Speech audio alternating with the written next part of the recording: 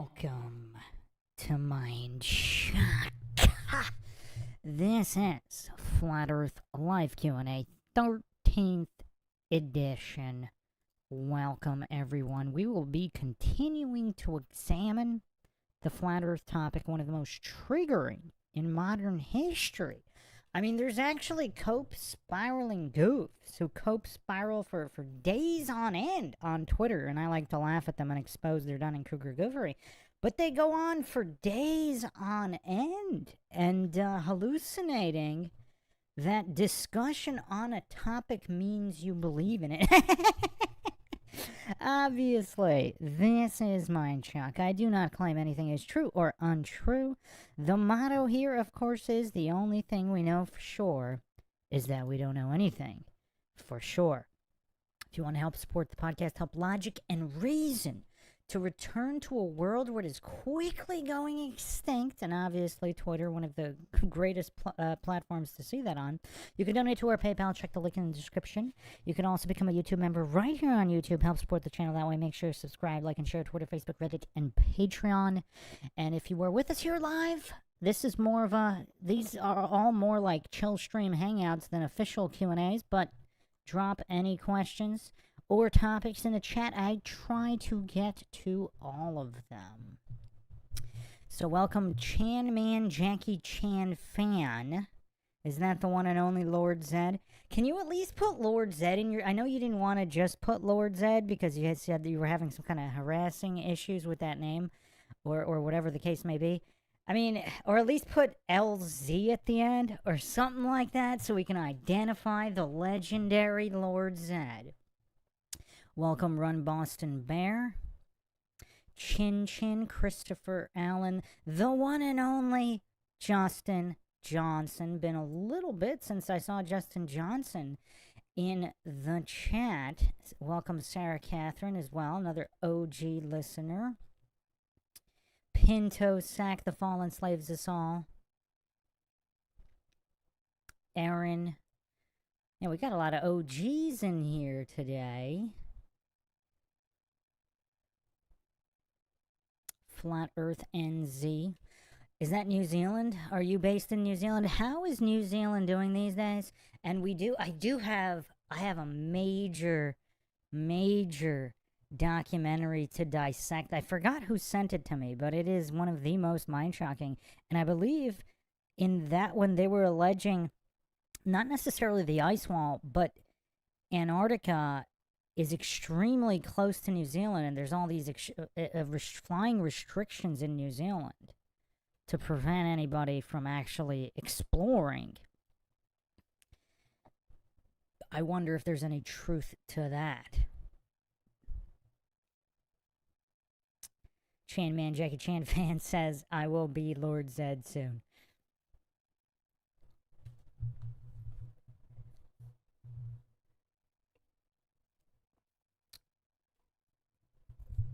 Yes, appreciate the support, Flat Bob. I know you are going through a tough time as well. Sarah as well.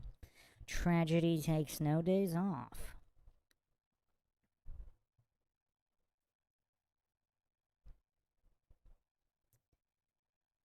Chin Chin says the rotation of the Earth is making me dizzy. Well, Sarah, hopefully we can brighten your day here by exposing some gophery in typical Mindshock fashion. Flat Bob as well. Hopefully we can bring some well-needed laughter. Pinto Sack says, what about all the nerds who work at launching and maintaining satellites? Is it possible the flat Earth has an orbit similar to the globe Earth model? What do you mean by orbit? Flat Earth NZ says, yes, it is. It's not bad if you're out in the country. Yeah, I mean, the country pretty much everywhere is kind of nice. I mean, even in fallen countries like the UK, I mean, if you're way out in the country away from all the madness, I can imagine that's pretty decent. I mean, the US too. I mean, it's quickly falling as well, but the rural strongholds. I mean, I actually touched upon, I don't know if I want to get into this, because we're supposed to stick to flat Earth, although it's semi-related, I suppose. with governments. If the Earth is flat and there's some kind of government collusion to enslave the masses, then what I'm about to say is kind of relevant. I posted on Twitter, would this collapse of the West have occurred if true patriots really stood up during Ruby Ridge and Waco? Like, should that have been the line in the sand? When all the militias and all the freedom-loving true Americans stood for America. Because look at the soyification that has taken place in the nation since the early 90s. I mean, the average goof is obese. The average goof is TikTok, brain meltdown, non-functional. I mean, how are they going to fight back? Whereas in the early 90s, I mean, there were, I mean, obviously World War I and World War II and Vietnam, that took out a lot of able-bodied good men that could have potentially fought the corrupt system and bring America back to its glory. Although some argue it never had glory, but comparatively. Like, we're just comparing the amount of freedom 100 to 200 years ago compared to today, comparatively. If you haven't checked out the podcast I did on the conspiracy that the Revolutionary War wasn't truly won and a debt was owed to England and is still taken from people's taxes, that's a crazy one.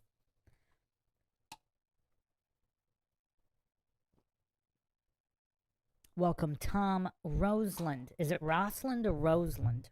Tom's kind of an OG too. I remember seeing you way back in the day, Tom.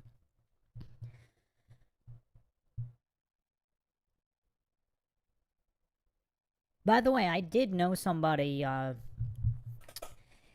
don't want to reveal too much. I don't want to reveal too much about quackademic backgrounds.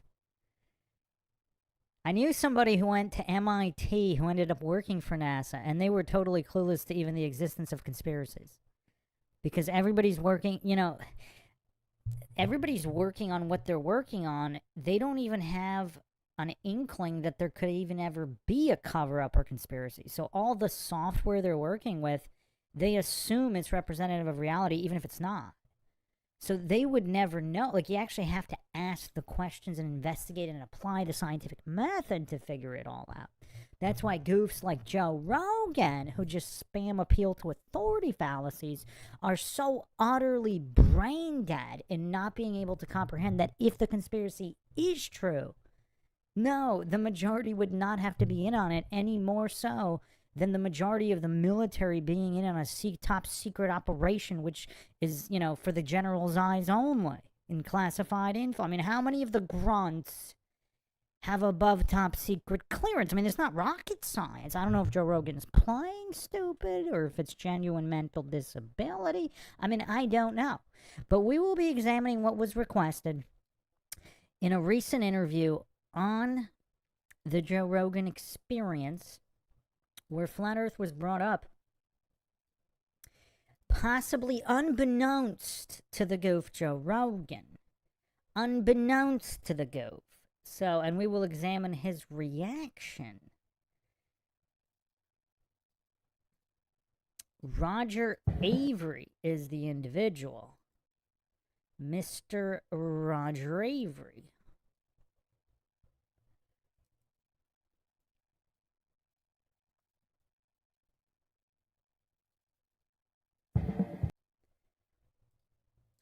I mean, I'll try to get to,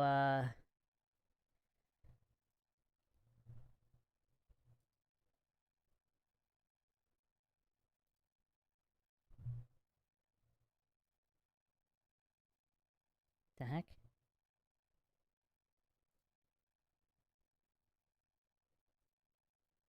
Why is there a random echo?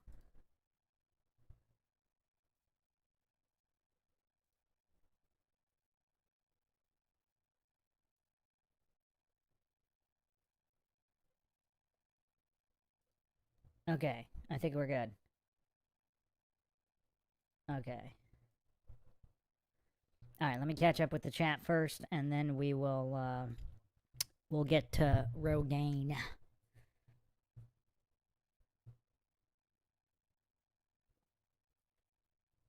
Pinto Sack says, maybe I'm not making sense, but what I'm trying to say is probably lots of guys programming and maintaining these satellites, they just playing with a fake model unbeknownst to them. So they're dealing with software. So in their software and GPS coordinates and all that, everything's being fed through computers. So they wouldn't know if it was all fake or manipulated. And I don't think necessarily it's all completely fake. So whatever the model is that the software is working with, because again, theoretically, a lot of these things would work the same on either model, right? So if there's a Sataloon or whatever floating above, it's floating above whatever city. So it would have the height over the city, and if it's moving whatever way it's moving, it's not that it would all be 100% fake. It's all interpreted data. And like, let's say there's even a real live cam on it. I mean, then they're watching it, but they still wouldn't know what the shape of the Earth was. I mean, how many of them actually say, wait a second, why are no satellites visible in this live stream when there's supposedly tens of thousands of them, or whatever? Like, you actually have to have a working, functional brain. Like, I've actually known a few people who've gone to MIT.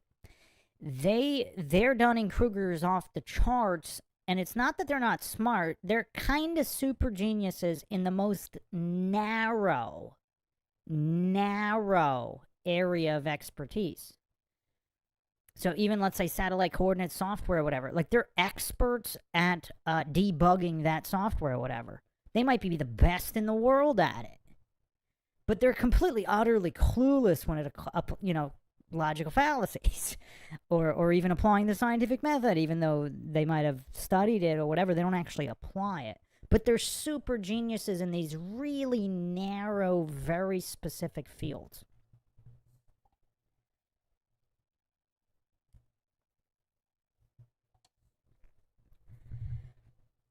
Flap Bob says, I'm sure they have to sign NDAs so they can't talk about it, but they mostly just interpret data from what I understand. The ones I knew did not sign any NDAs, but they didn't know anything. Unless they're lying. Unless they did and lied about it. But I don't know. They just seem... I've known them for a really long time. They seem genuinely clueless. Unless they were MK Ultra. But I don't know if they have... Do they really have the budget to MK Ultra every single NASA employee? Especially if it's not necessary, because it's all compartmentalized. Regardless of the shape of the Earth. Even if it is a globe. Like, whatever.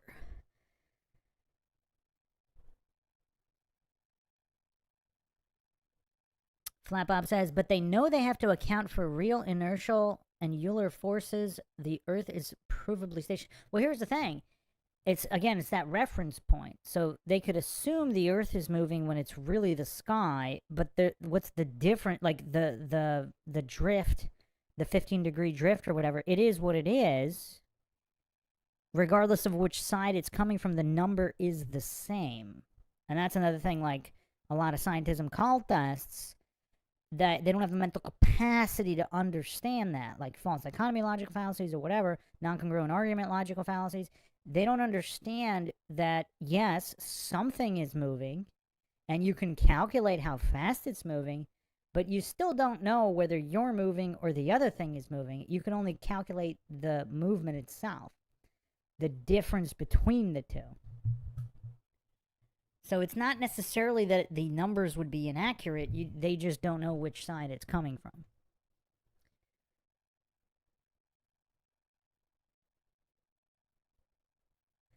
Doe Hope says, how would you define flat Earth? The general definition would be... Actually, that's actually a pretty good question. That's actually a pretty good question. Flat Earth would be the theory that the Earth is some kind of plane. Not that it's actually flat. Obviously, there's mountain, and it's not actually perfect. It would never be perfectly flat, regardless of whether it's globe or a plane. It would be a planar model. But that's it. I mean, there's really no... I mean, is it an infinite plane? Unknown. Is there a dome? Unknown. If there is a dome, is there more than one dome on the plane? Is it all some kind of hologram? The easiest way to define it would be not the flat Earth... The The flat Earth theory, the easiest way to define it, I guess for simplicity's sake, I would define it just as not a spinning globe 25,000 miles in circumference moving around the sun. Not that. I think that would be just the easiest way to define it amongst people discussing this topic on the interwebs.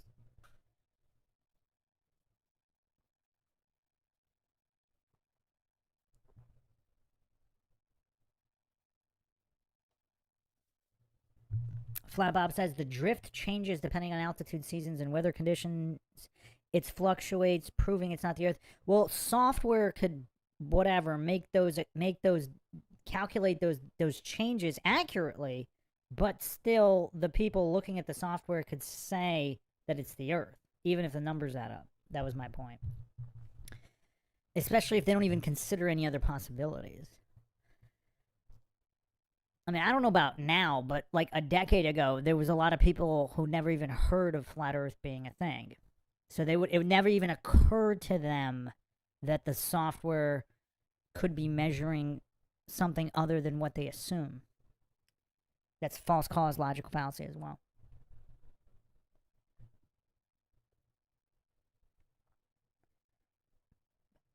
Radar Raider says the physical manifestation of the realm we inhabit.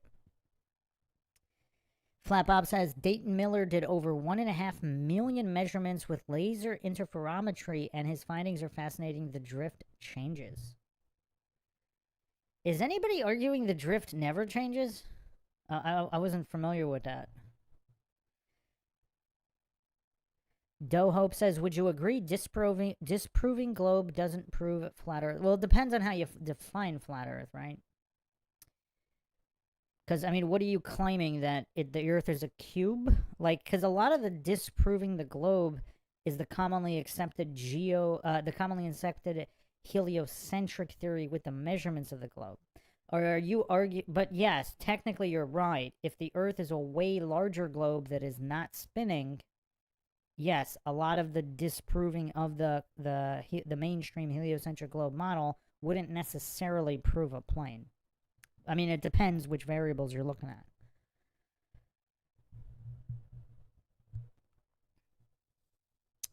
Pinto Sack says, gotta go skating on the pond. That sounds like fun.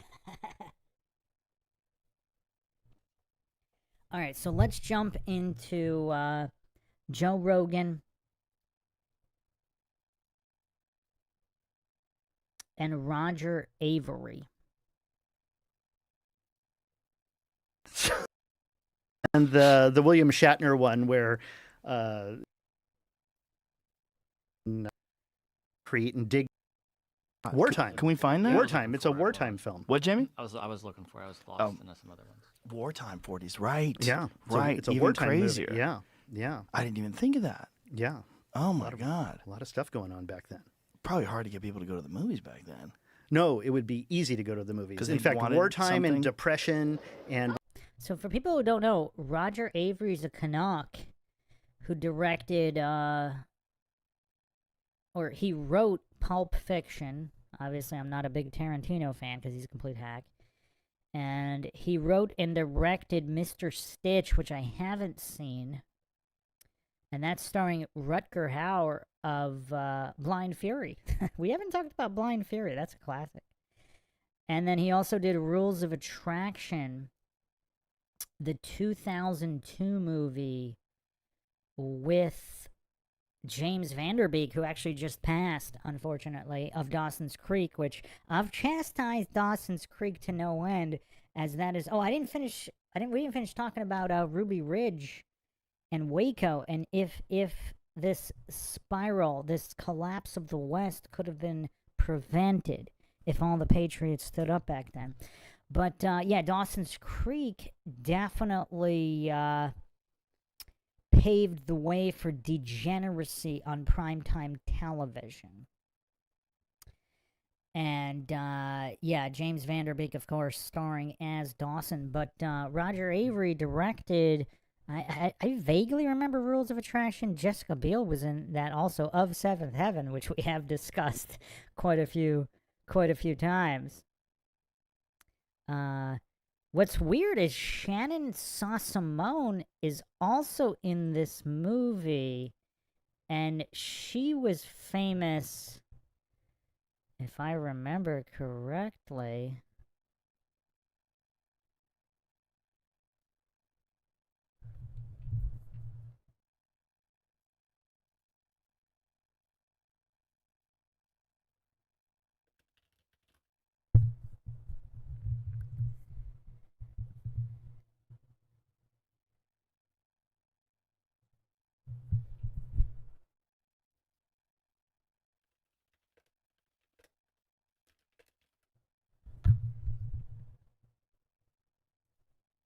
Actually, I don't really remember her too much.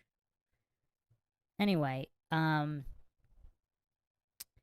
yeah, so he directed Rules of Attraction, and then also he wrote Silent Hill and Beowulf, and then wrote and directed Lucky Day in 2019.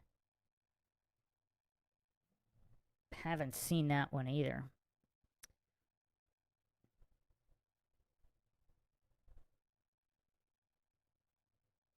But anyway, oh wow, he was also executive producer on Boogie Boy with Mark Dacascos and Tracy Lords.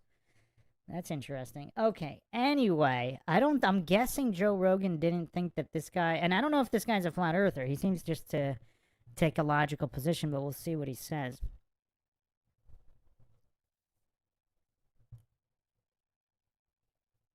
Jeff Hunt says, Rogan thinks you're stupid if you don't align with his beliefs. The absolute arrogance of it truly shows his colors. Well, my question was, was he this brain dead before the $100 million Spotify deal? I mean, he was always stupid. He's a dumb stoner. But I don't remember just nothing but fallacy spam in some of his positions. Like, a lot of it, he was just joking about a lot of stuff, and his humor is terrible. I mean, he's really not funny, and he's not funny or intelligent, but he did make some, I mean, he did have some decent points on the moon landing and 9/11 and some of these things in the past. I think he actually talks about 9/11 in this one as well. They get into conspiracy theories, but it seems like whenever he gets triggered, he just goes full retard. And there's certain topics that trigger him.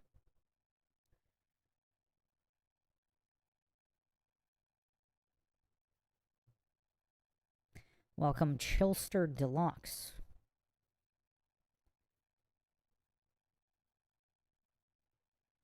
Chilster Deluxe says, not all stoners are dumb. Well, I didn't say they were. Some stoners are geniuses. I just said Joe Rogan's like dumb, one of the dumb stoner stereotypes, because a lot of stoners are dumb. When things are bad, I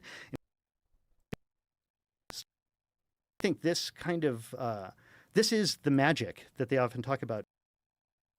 The illusion. Silent Hill, we made the choice of whenever where to Scott, like no one shoots a helicopter crashing like this. My wife got turned on, freaking out in the Atlanta airport. About the sulfuric acid. So this was like right after he was indicted in 2000. Yeah, I got to get rid of some bodies. Yeah. I gotta How much did dissolve up some bodies. What did it say he ordered? Like, let's Quick answer someone gives is that this could be for like a reverse osmosis. I absolutely believe that. You should get Damascus. And I'm like, what the fuck does that mean? He was you go explore buried shit around my island, or what? I mean, what else could he Fair use, of course. mean by that? Huh. What does that mean? I don't know. I mean, That's they say a lot of things, and they're not really coding it very much. Well, the code, it's glaringly obvious when they say pizza and when they say jerky. That's Yeah. glaringly Listen, obvious. last time How I do you would- walk jerky? Yeah. You know what I'm saying? And why do I need a chilled container to, Right. A chilled bag or whatever they say? Jesus Christ. And So you think they're eating babies? oh yeah, I absolutely believe that. You should get. Wow. Wow. Avery making no bones about his beliefs. I mean, I wouldn't be surprised. I mean, there's some dark stuff. You haven't checked out the Pizzagate Epstein connection. check that out. I just did a deep dive on that. Welcome, Franklin.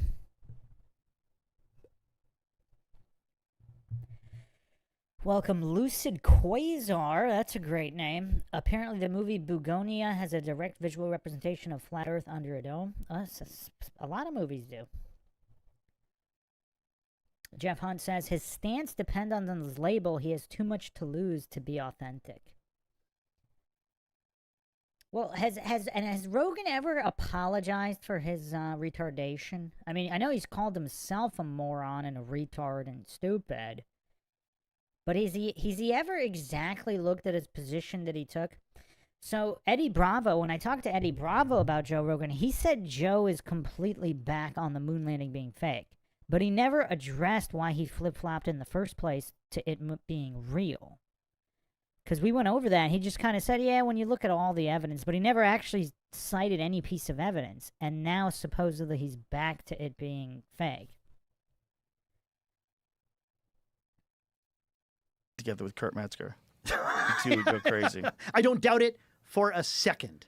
Well, I think this dates back like, a long, long time. This is Moloch worship. Oh, well, there was the other email that said, thank you for the torture video. I enjoyed the torture video. Yeah. You know what else is weird? Rogan's not getting triggered over, satanic Illuminati politicians eating babies. But as soon as you mention flat Earth, watch the logical fallacy stream like a faucet from his mouth. And it's like people just they don't want to accept it. Like people don't want to believe it. They don't want to accept it. Okay, some commentary notes that a remote island with water treatment and energy systems could plausibly stockpile such quantities for 1 to 2 years of operations, although others argue that using it directly for reverse osmosis, as stated in one social post, is technically questionable for membrane health. Highly corrosive, strong mineral acid that can severely burn skin, eyes, dehydrate, and char organic material, which is why it features in both legitimate industrial processes and in darker hypotheticals online. Darker hypotheticals. Darker hypotheticals is where I'm leaning. Yeah. When you get indicted for sex trafficking and then you order 6 drums. Jeff Hunt says, when Rogan backpedals, the Harvard rowing team is jealous. Well, does anybody remember his meltdown with Candace Owens? He started berating Candace Owens when Candace was on his show years ago over so-called climate change. He kept saying, well, you're not an expert. How do you know? Like, obviously, Rogan's not an expert in anything. Rogan is just the perfect example. I mean, look at his dumb face right there. He's a perfect example of the cult of authority worship. He's an authority-worshipping cultist bootlicker. Now, he's not necessarily in the political realm. He doesn't necessarily do that.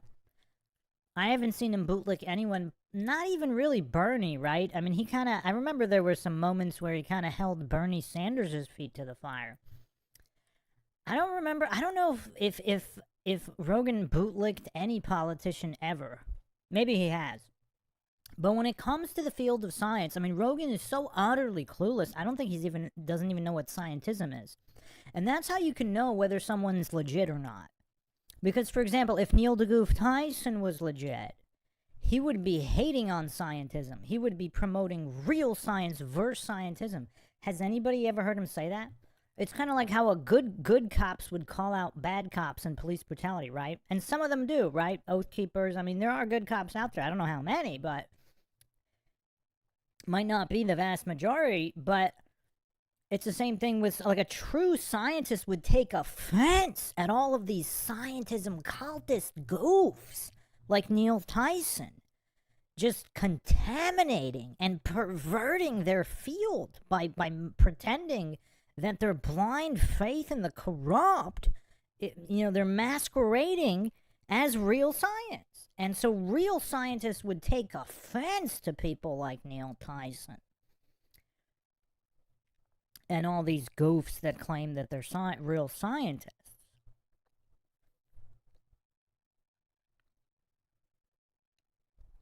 Jeff Hunt says can't have a position unless you have a diploma. It's so stupid. Well, I mean, it's just that's the genetic fallacy, the appeal to credentials, logical fallacies, appeal to authority, logical. I mean, the stack of fallacies is so high, and I might have to logically analyze his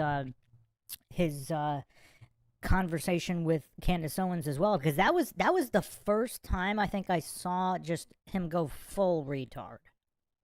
Because I believe that was way before Eddie Bravo's flat Earth talks and nuclear weapons not being real. That was a long time ago. Even with Pizzagate, like that clip that we went over where Brian Callen started melting down. Brian Callen went completely full loon over Pizzagate. And I don't know has he put out, I'm kind of curious, has Brian Callen talked about Pizzagate since and addressed his own meltdown goofery? Like Brian Callen goes full retard all the time, but he went full retard, extremely animated over Pizzagate. I don't think he even went that crazy over Flat Earth. I mean, I think a little bit on Flat Earth too, but I wonder if he's addressed it recently. So 2 days ago, apparently there's a clip here. Brian Callen addresses backlash on his Epstein take. I mean, this is an hour long. I don't want to go through all this. And of course, Brian Callen himself was accused by 4 women of sexual assault and misconduct. So, yeah, make of that what you will.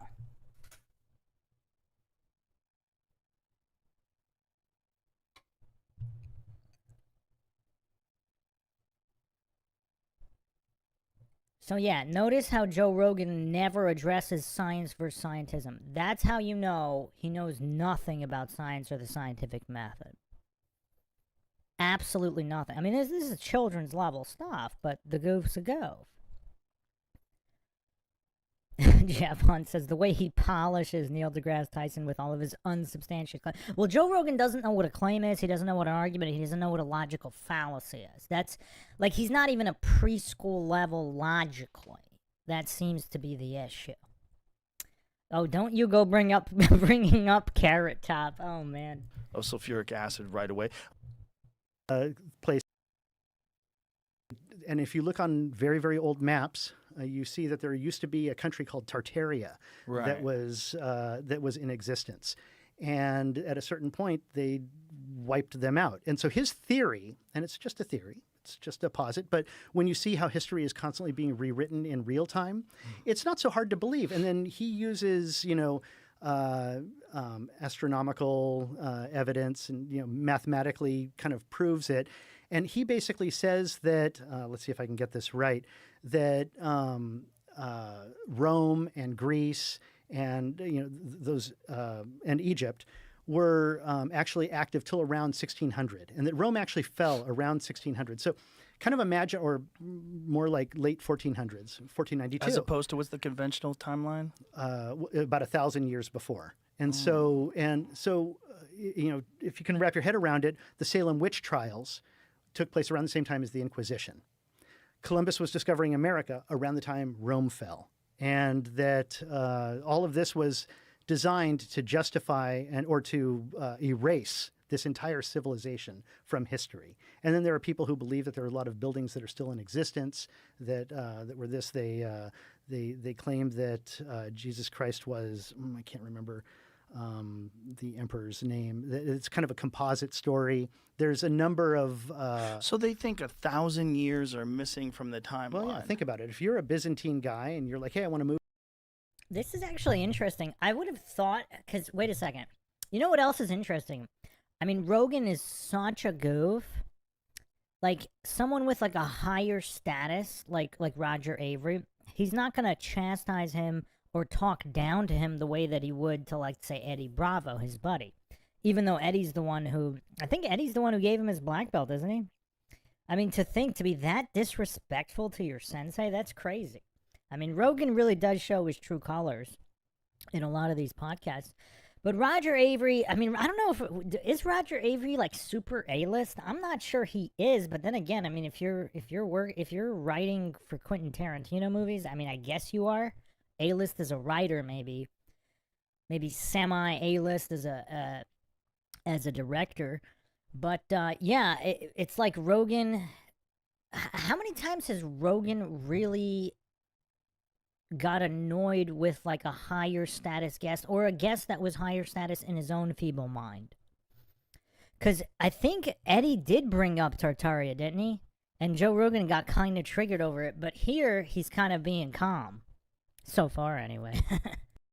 To the country and you look over at France, let's say, and Germany, and you're like, yeah, there's all these like indigenous peoples there, and we want to wipe them out. And so you hire, a mercenary. You hire a guy named Charlemagne, and you get him to go in there and kill all the chieftains in one day. Like 5,000 chieftains were killed in a single day, apparently, by Charlemagne. And you completely wipe out everything, and then you move in. You become Jerome the First, and you run Paris, or you begin, France. And what it really is just land. And so you add time to the timeline in order to justify that land claim. Because what makes more sense? That history was cruising along like this and then suddenly flatlined for 1,000 years and then picked up again? Or does it make more sense that somebody took that time, that the Dark Ages, and kind of added to the timeline? So I'm confused. So, but isn't there like documented history from multiple cultures about that time period? Yeah. And look at Joe Rogan, always appealing to the authority fallacies. Documented by whom and how? So if it's on Wikipedia, according to Joe Rogan, it's legit.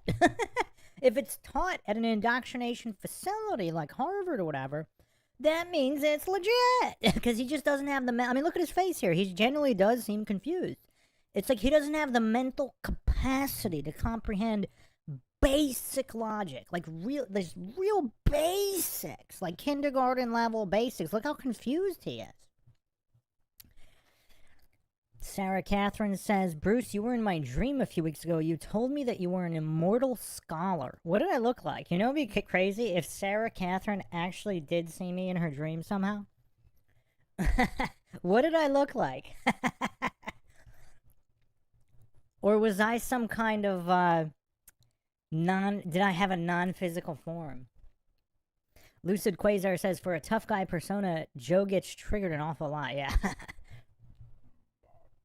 Yes, indeed. So, yeah.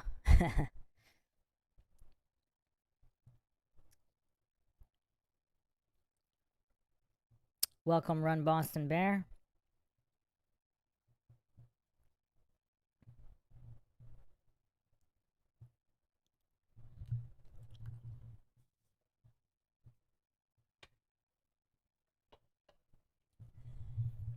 Chan Man Jackie Chan fan says, you had a shaved head in my dream. You looked cool. Cannot confirm or deny, my friend. Sarah says, Bruce, you were a ghost. I had an ethereal form? That's interesting. Speaking of ghosts, we definitely need to do more ghost podcasts. All right, let's continue here. But it's all like, written down by the Jesuits, who were completely in the control of, it's that history is easily changed. And in fact, we see history being changed before our eyes in real time. And so the deep past is easy to change. So we're not in 2026. No, we're like in the 1700s. Oh, Jesus. He also blasphemes a lot. Like a lot. Like the goofery of Joe Rogan knows no bounds. Oh my God. Just a theory. It's just this guy, I mean, he blasphemes like a teenage girl. Like Joe Rogan's blaspheming vocabulary. Maybe not even, maybe a preteen girl. Anatoly Fomenko. And it's a very interesting theory.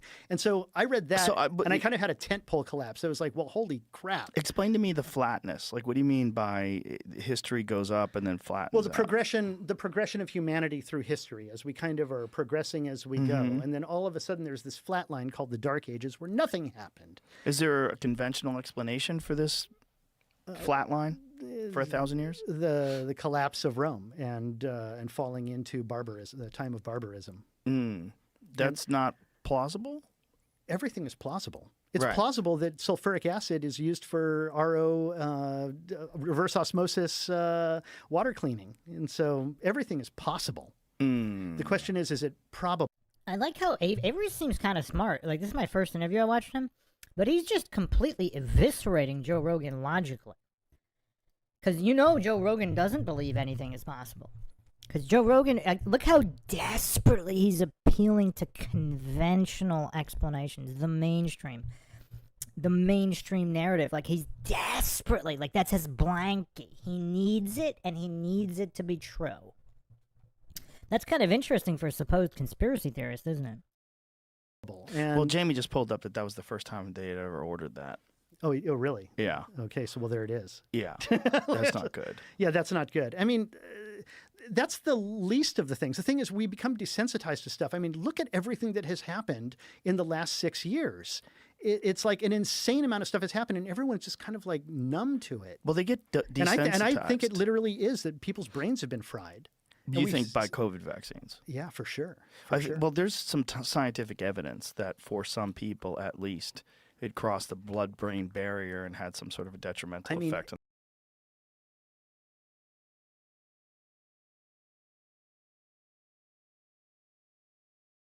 their cognitive function, mRNA is reprogramming.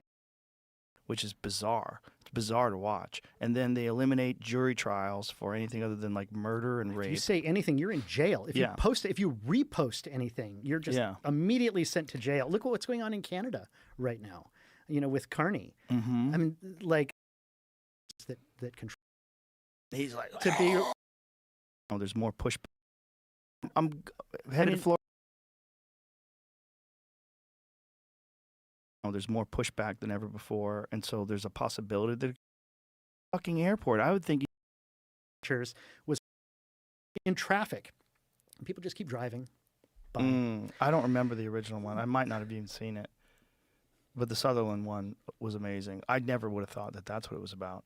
I mean, we're experiencing a kind of Bolshevik revolution at the moment right now. And so, in what way? Well, there's a rise of Bolshevism. It's like we see it occurring. And How do you define Bolshevism? well, Joe Rogan doesn't know what it is. What a goof. it's the Bolsheviks were essentially a kind of. I mean, it's not correct to say communism, but Right. it's basically a kind of authoritarianism, in the guise of egalitarianism, and helping the world know we're all going to be equal and everything. But And they were murdering Christians. Jackie Chanafan might be on to me. I think I just imagined you as a 90s UFC fighter.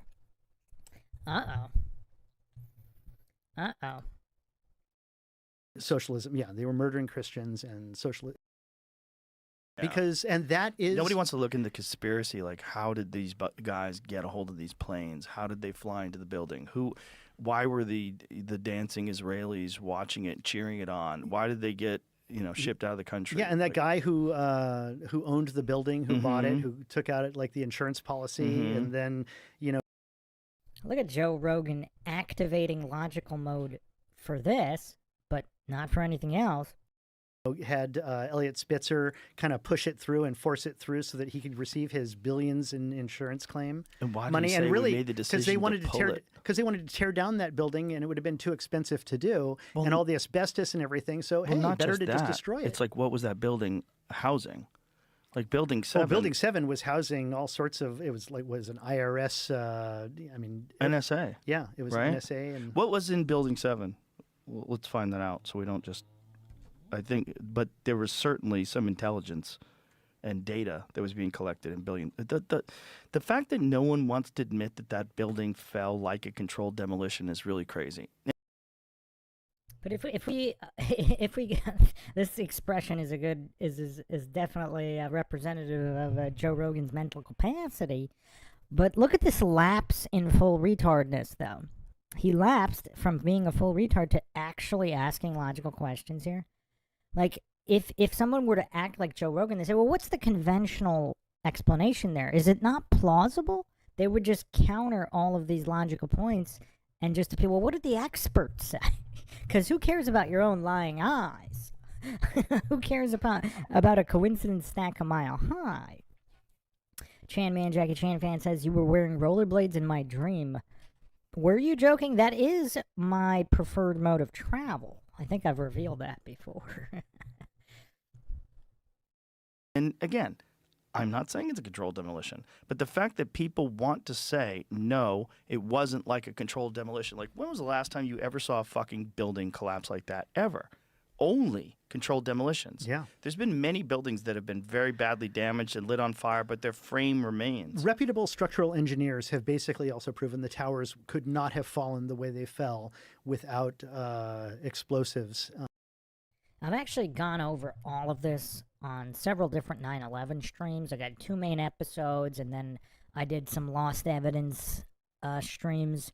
I think I have a jumbo on 9/11, right? If I don't, I gotta upload a jumbo, just the totality of all of it.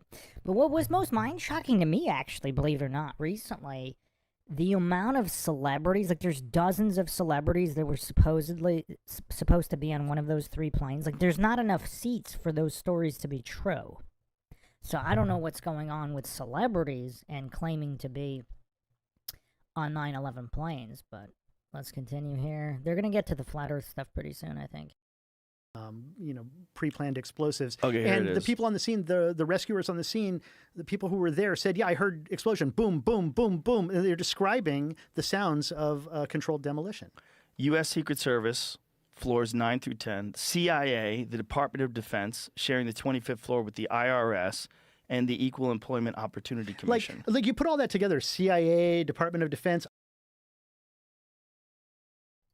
Oh, wow. Dave Bagatka in the house. How did I miss your comment? Joe thinks the Twin Towers fell on their own. Never mind how they burned for 100 days. Richie 009 says, Joe is a conspiracy theorist who believes in the moon landing. Well, supposedly, Eddie Bravo told me recently that Joe Rogan no longer, he's flip-flopped yet again, and he's back to the moon landing being fake. That's what Eddie Bravo told me a few weeks ago. IRS, who thinks any of those people have your Right. Like, also, if you wanted to Your best destroy interests in mind. data, you wanted to destroy data. Like, didn't the part of the Pentagon that got hit and that was also a day after Rumsfeld was saying that there was trillions of dollars that were unaccounted for? Yeah. Didn't the accounting part of the Pentagon get hit by that air quotes plane? Yeah. That See plane that that plane that came in very What's that, Jamie? On screen. Last sentence.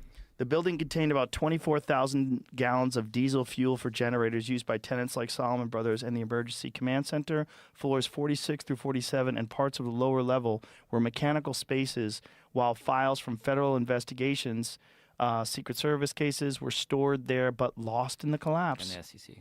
And the SEC. Whoopsies. And has the world been the same since then? The SEC, like having that there too, boy, that's super convenient. Guys, we lost the data. Let's just start from scratch. Like the moon landing? Oh, man, that he flip-flopped on. I mean, just the inconsistency in Rogan's retardation. I mean, that's interesting. Just the inconsistency within the goofery. It's not even consistent goofery. I mean, Rogan really needs to be studied. He's a very unique individual, is he not? There's no case anymore. Whatever they were doing. And yet nobody wants to accept it. Nobody cares. What's the actually. video of it that is like really shocking? I had this really dumb guy on the podcast once that was a skeptic, a professional skeptic, and he was really angry with me for saying that it looked like a controlled demolition. Oh, yeah, was that, that was one of the podcasts I was talking about. I need to logically analyze that one because on that, there was one and then there was another moon one where he had some moon landing conversations where all of a sudden he's not spamming fallacies. But now he does. It's just kind of just the inconsistency in the gopher rate. You know, you're promoting a dangerous conspiracy theory. I'm like, no, I'm saying it looks like. You're saying it doesn't look like a control. Let's watch it. I'm like, let's watch it. I mean, it falls conspiracy theorists have speed. had a pretty good run lately. Let's watch it. Let's watch Building 7 collapse because it's kind of kooky. Another facial expression there, representative of his mental capacity or lack thereof. Chelster, hold on, I gotta catch up with some of these comments here. Jeff Hunt says, Rogan avoids taking any position that doesn't have a plausible denied back door. Flapop says he's a gatekeeper. If he is, was he always one? Because there were definitely some shady Hollywood stories back in the day with Rogan and how he got his start and all that. But some people say that all changed when he got the show Joe Rogan Questions Everything, where he actually doesn't. So that was like the Illuminati initiation, and the $100 million Spotify deal was the reward. Chilster Deluxe says he's a backdoor man. Radar Raider says I'd have to agree with that. Well, he seems to be very obsessed with backdoors in his comedy specials and in countless conversations.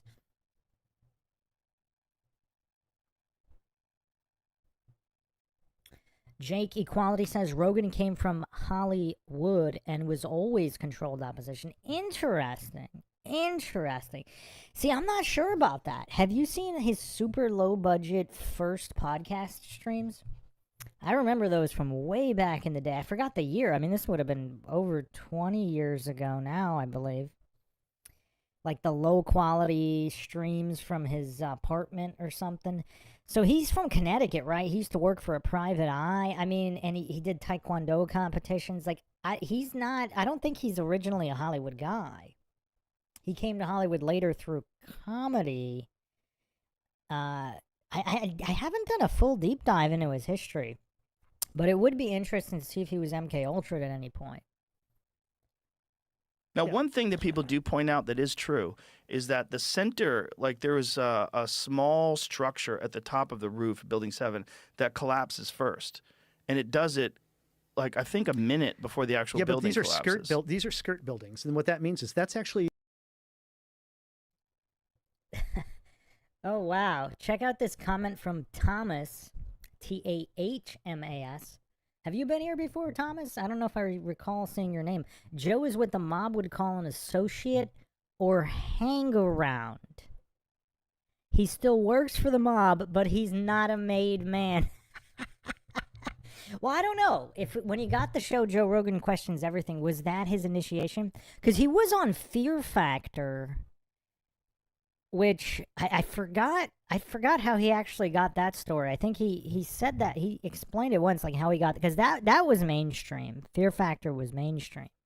And because the UFC commentator gig, that was way early in UFC times. And did they not pay him for that? I don't remember exactly how that worked. Because Eddie Bravo, I think, did some commentary as well, and he knew Joe and that whole martial arts side of it. I think that was before UFC went full mainstream Illuminati. That's when it was still underground for the most part, I think.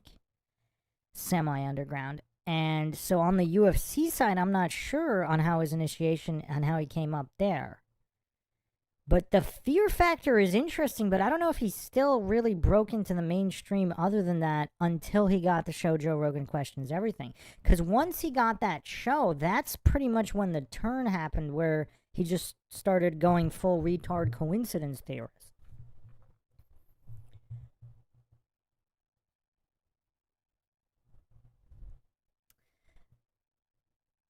Thomas says, yeah, but I miss the lives a lot. Radar says, if you got a main role on the stage, you're a player. Jeff Hunt says, $100 million contract requires a tape, no blackmail, no money. Jackie Chan fan says, if he was bad at first, Eddie wouldn't have loved him. Yeah, Eddie comes off so genuine. Has Eddie ever been caught lying or flip-flopping on anything? I don't recall. So that's a good point. And a lot of people noticed the change in Joe Rogan when he got Joe Rogan Questions Everything. Not on Fear Factor, but on Joe Rogan Question. And after Fear Factor, that is kind of curious. If Joe Rogan refused to sell out around Fear Factor, because I don't think he really did anything major after Fear Factor, right? Because Fear Factor, that was like a huge, high-rated show, and then nothing, right? Nothing for a while. So maybe he wasn't willing to sell out then, but then for Joe Rogan Questions Everything, he did, or they threatened him or whatever. Eddie Bravo says that, to his knowledge, Joe Rogan is not a shill, but he also very astutely said that if they did get to him and threatened him, etc., Joe Rogan wouldn't tell him. So even if he was, he wouldn't tell Eddie Bravo. Alex Jones wouldn't tell Eddie Bravo. So interesting, very interesting. If you haven't checked out the interview I did with Eddie Bravo, check that out. Justin Johnson says, trust no one, question everything is the best motto in these times of never-ending deceptions. Yes, very true. Chan Man Jackie Chan fan says, Joe changed after he said he'd sell his soul, remember? He said it. Yeah, that's a good point. Does everybody have an exact date on that versus the Joe Rogan Questions Everything and the Spotify deal? All right, maybe I need to do a separate deep dive on him in a separate episode, and we'll get the timeline and all of the dates on everything. What's up, Crypto Chiro 3000? Oh, Big Papa Pump in here. We got a lot of people in here now. Everybody wants to know about this Flat Earth conversation. The most structurally sound part of the building. The rest of the movie is a facade that's hanging off of the inner structure. Just the building, yeah. Yeah, that's the most sound part of the building. It's built over a Con Edison substation, requiring large transfer trusses on lower floors to support the tower above, creating long-span floors vulnerable to thermal expansion. Long, unsupported floor beams and girders up to 50 feet connected to critical interior columns, like column 79, with shear studs that failed under fire-induced lateral loads rather than just gravity. It was the auto manual flip-flop. The exterior tube frame provided stiffness, but the open interior layout lacked redundancy to prevent fire-induced progressive collapse, with connections not designed for horizontal thermal forces. Okay, that's a cute way of saying that's why it fell at free fall speed and looks like a controlled demolition. Because if that was my building, I would say, give me my fucking money back. You made this shit-ass building. This building got lit on fire and just collapsed on itself. Let's watch it collapse. Because the way it collapses is so kooky. Because it really does it at free fall speed or close to it. It's strange. Like, there's never been a building that looks that intact that falls like that. It's weird, man. I mean, it's fucking weird. And not to mention it wasn't struck by anything, allegedly. Anybody that says it's not weird, look, this is how it happened. It's weird. Now, the planes hitting Tower 1 and Tower 2, okay, that makes maybe more sense to me. Does it? Yeah. Does it? Yeah, because it fell from the top down. How would that make sense? Because wouldn't the top half just fall off? Not to mention, again, I went over all of this. There have been other buildings that were struck by planes. None of them fell, except the one that had a plane hit the base. That's the only one that fell. And it still took a really long time. And that's because it hit the base of the building, not the top. I mean, Rogan, again, just no knowledge of basic physics, basic logic, anything. Like, it looks normal. It doesn't collapse into its base. Tower 7 collapses into its base. The way Tower 1 and Tower 2 But how about the testimony of people fell. saying they heard multiple pop, pop, pop, pop, pop explosions? Is that just girders snapping? It could be. Yeah. I mean, you got to think you have immense amounts of weight, and it is collapsing. So What is he talking about? Immense amount of weight. Like, that those buildings were built to withstand plane impacts, hurricanes, earthquakes, etc., fireproof steel, etc., etc. So again, even on this topic, Rogan doesn't really know anything. Joe Rogan questions nothing, except like some weird outliers. I mean, how do you not question Building 7, though? Like, even somebody, like, completely retarded might have a problem with that. Whereas, because the mainstream media hadn't spent time on Building 7. Like, if they had, if they made up some narrative for Building 7, would Joe Rogan be regurgitating it the same way as with the Two Towers? So if it does collapse, the way it looks it's collapsing from the top down, it's not going to be silent. You're going to hear tremendous explosions when concrete hits the slabs below it. It's going to sound like explosions. Also, you have the fog of war, right? So you have these people that are involved in an extremely traumatic situation, and their memory is very fucked. Like, your memory's fucked when you experience something like this. You remember things funny. You have confirmation bias. There's a lot of weird stuff that happens. So this is the explanation that a piece of the plane falls down and hits that building. And big tower on top. Yeah. I'm sorry, a piece of the aerial antenna. building. I meant to say sorry. So that piece of the building falls down. Yeah, I mean, like I said, I went over all this in the other episodes on the topic. You could check those out, but some good points by Jeff Hunt here. Planes are super weak. Yeah, it's soft aluminum. Like, throw a paper airplane into a wooden door, see what happens. Is it gonna slice through the door like knife through butter? I mean, it's kind of weird. I mean, has Rogan never watched it in slow motion? Like knife through butter? Down, and not a plane, obviously, hits the building next to it, Tower 7. And that gash is all it took to take that building down. That's super suspect. And I do know that there was a fire inside the building. I'm sure there was. But the way it fell was crazy. Tower 1 and Tower 2, it's like, I don't know what happens when a jet flies into a building like that, and neither do you. And also, you got to... Neither do you. What? It's not like that hasn't happened before. Like, now Rogan hallucinating to know what other people... I mean, obviously, he doesn't know anything, but other people who are capable of using the internet and just taking a couple minutes to look up all the other cases where airliners crashed into skyscrapers. You know, skyscrapers not built with fireproof steel and not specifically designed to withstand those impacts. They never fell. Curious. Deal with corrupt construction companies, cutting corners, not doing things up to code. Perhaps. I'll give you that. I'll be super charitable. But with Building 7, I'm like, come on, man. That's weird. That one's fucking weird. Because it doesn't... That's not charitable. That's called being retarded. Fall like 1 and 2. 1 and 2 fall from where the impact was, the deterioration of the structure, the weight of what's above the impact. It falls down on it, and you see a progressive collapse from the top to the bottom. Tower 7 is nuts. Tower 7 just drops. They all drop the same. Like, what is he smoking? Just drops all at once, free fall speed into its base. They all did that. That's weird. Yeah. Anybody that doesn't think that's weird is being naive. Yeah. That's never happened before to a building that hasn't been a controlled demolition. Again, not saying it's a controlled demolition. Maybe it's accurate that these enormous drums of diesel are...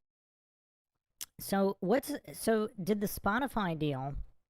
I missed the comment here. Flat Bob says over 2,000 structural engineers all publicly stated it was controlled demo just by watching the footage. I think it's a lot more than that now. That was like a long time ago when it was only 2,000.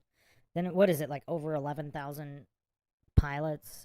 I forget the numbers. I went over all that before too. Jake Equality says all the buildings collapsed on their base. Rogan is a fraud. So...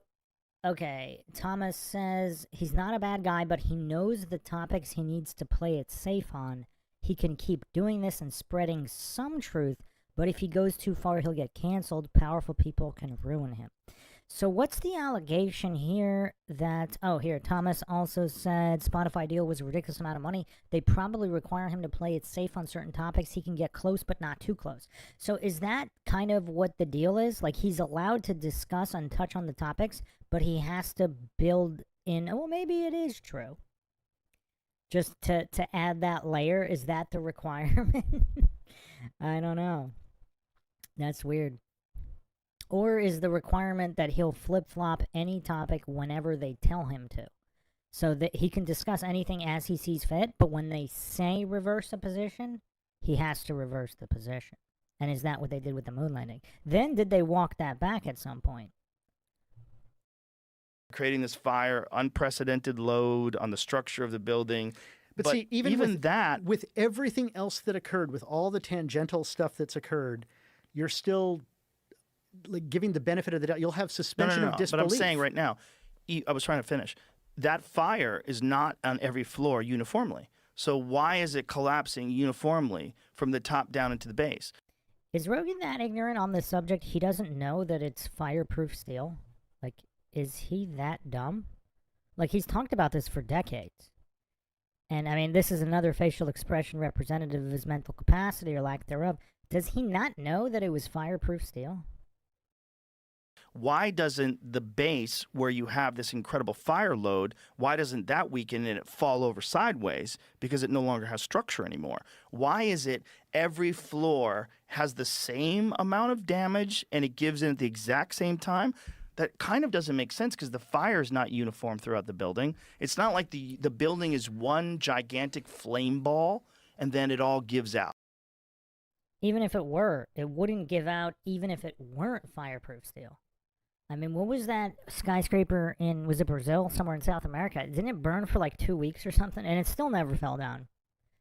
So, yeah, I mean, I don't know what he's smoking. At the same time. But even then, I would think it would tip over. It would fall to the side. Falling into its base, that seems to indicate some sort of a control. Like it was done uniformly. They time it. When you watch like in Vegas when they blow up. Justin Johnson says, best way to control the opposition is to lead it. That is true. Radar Raider says, acting dumb. Flat Bob says he's not dumb. He's playing dumb. He's a gatekeeper. Jeff Hunt says he's a good actor. Yeah, I don't think his thespianism is that good, actually. He just seems, I mean, maybe it is. Maybe it is. Like, if he could act this dumb genuinely, like, then he is. But why didn't he get more movie roles then? Like, he just did that one TV show, right? Was it, like, news radio or some kind of radio show? What was the show he did? Let me, sports radio? He was, like, the shortest guy on that show.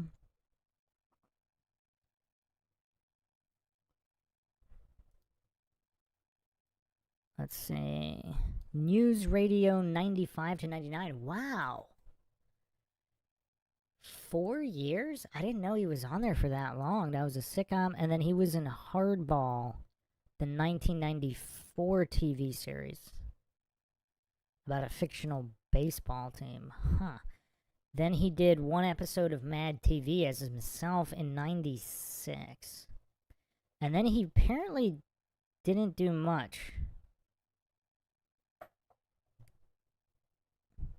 He did, yeah, apparently not much until 2001. So he did nothing for like 5-6 years? That's weird. And then, then he got Fear Factor. And that was only 11 years. Oh, he was only the host for 7 years, the main host. Okay, alright. Then he kind of got big with UFC and all that. And he did a couple of small spots, but yeah, nothing major until Joe Rogan Questions Everything. That seems to be the turning point, is Joe Rogan Questions Everything. So, well, might as well get the dates right now. Joe Rogan Questions Everything. It's 2013. It premiered July 24th. Let's see when he got his Spotify deal. So the Spotify deal. Oh wow, it was 200. Okay, no, his new deal is 250 mil, $250 million. And that's so that includes an upfront guarantee and revenue sharing. His previous deal was 200 million. Okay, let's see what's the original deal? Was it not 100? Was it 200 million? That's insane if it was 200 million.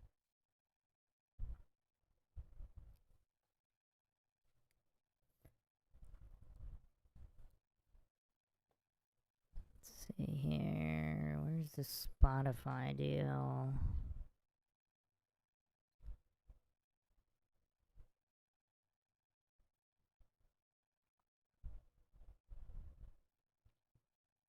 Wow, that's interesting. April 2024, there's a lawsuit against Onnit alleging that Alpha Brain performed no better than placebo. He pushed that for a real long time. Alright, what else? Okay, here we go. So, wow, he only launched the podcast in 2009? I thought it was earlier than that. That's weird. Because some of those grainy live streams, they looked like they were way early 2000s. It says 2009 here. Interesting. Okay. So, wow, it was a $200 million deal. It wasn't $100 mil. We're wrong. Wow. It was 200 mil, not 100 mil. Does that change anything for anybody? 1/5 of $1 billion? And then he just signed a new deal that's 250 mil.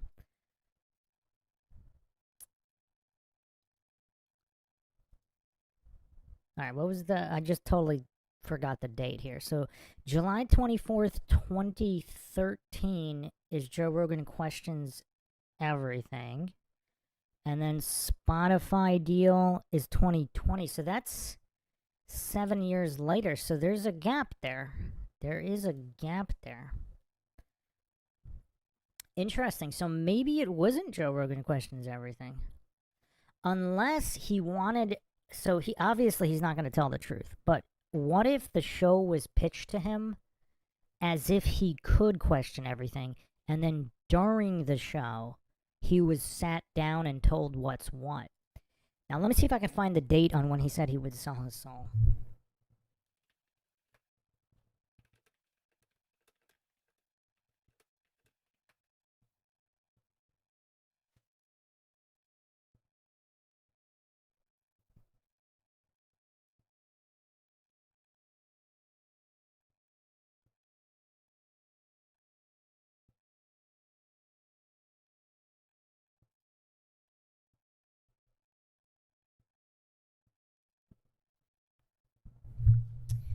I can't find it.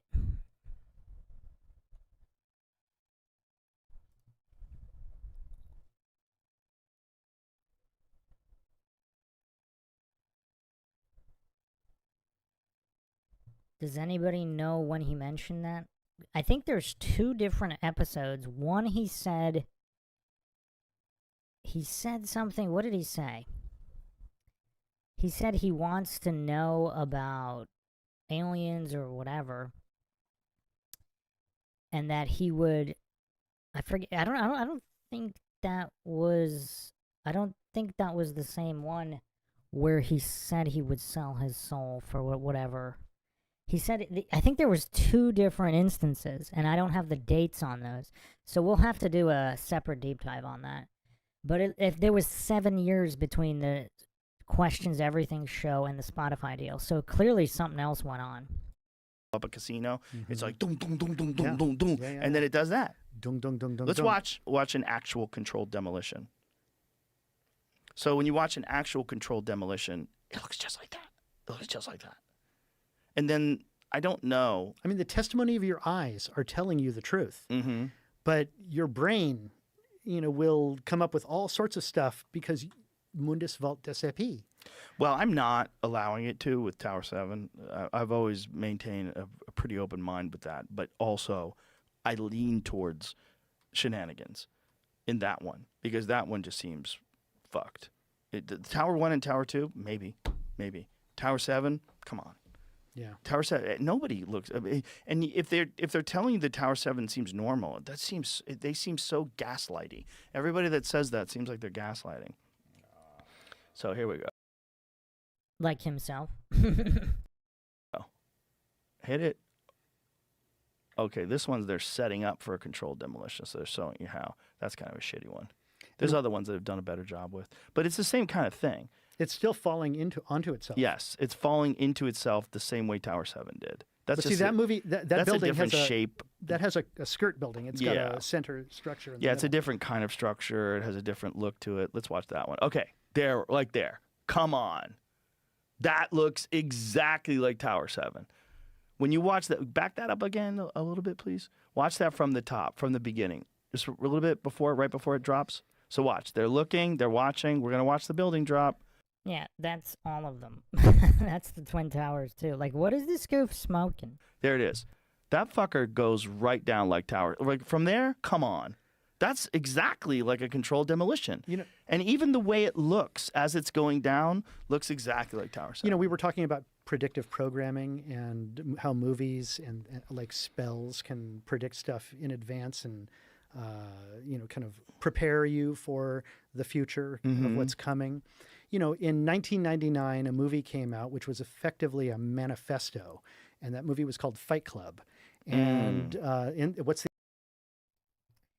Yeah. Liquid Quasar said he basically said he was available to any government agency and that he'd lied to his mother to be in the know. Yeah. I think that was a different one than when he said he would sell his soul, right? Or was that the same one? I think there might have been two different instances. We need the dates on that one. Groupthink Skeptic said, was Rogan mentioned in the Epstein drop? Yes. But indirectly, I think just that he was talking about it or something of that nature. Not that he was alleged to have been on the island or anything. But I think he said, I think Rogan, no, but I think there was instances of Epstein inviting him to parties or something. And he allegedly did not go, didn't even respond to those emails or whatever. Something of that nature. Okay, I'm trying to get the date on when he would say that. Yeah, I don't know. I can't find the exact episode.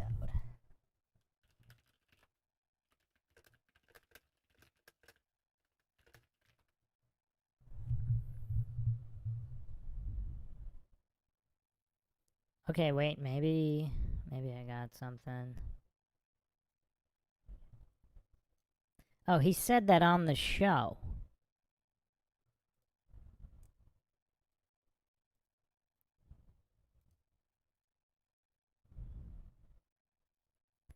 Alright, yeah, I'm gonna play this clip right now. Let's keep listening to this and then I'll get the clip on what everybody's talking about.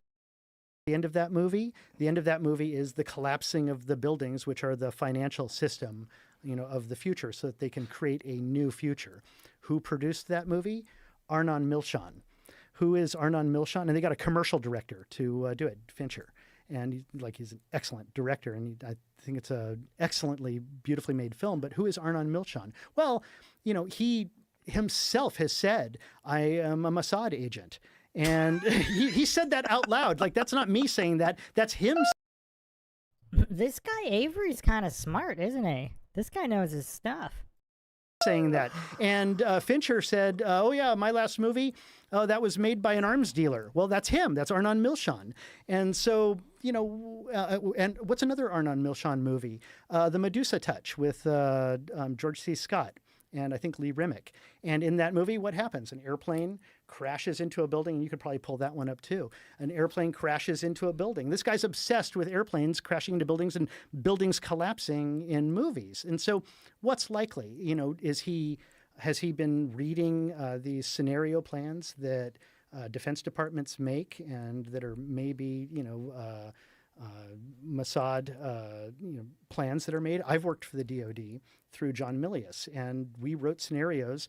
They gathered together a bunch of Hollywood writers into a what is it, like a conference room, it was more like a ballroom, but like a small one, and gathered a bunch of us together around a table and said, let's come up with ways on how to attack Los Angeles. And we all wrote scenarios on how to attack LA.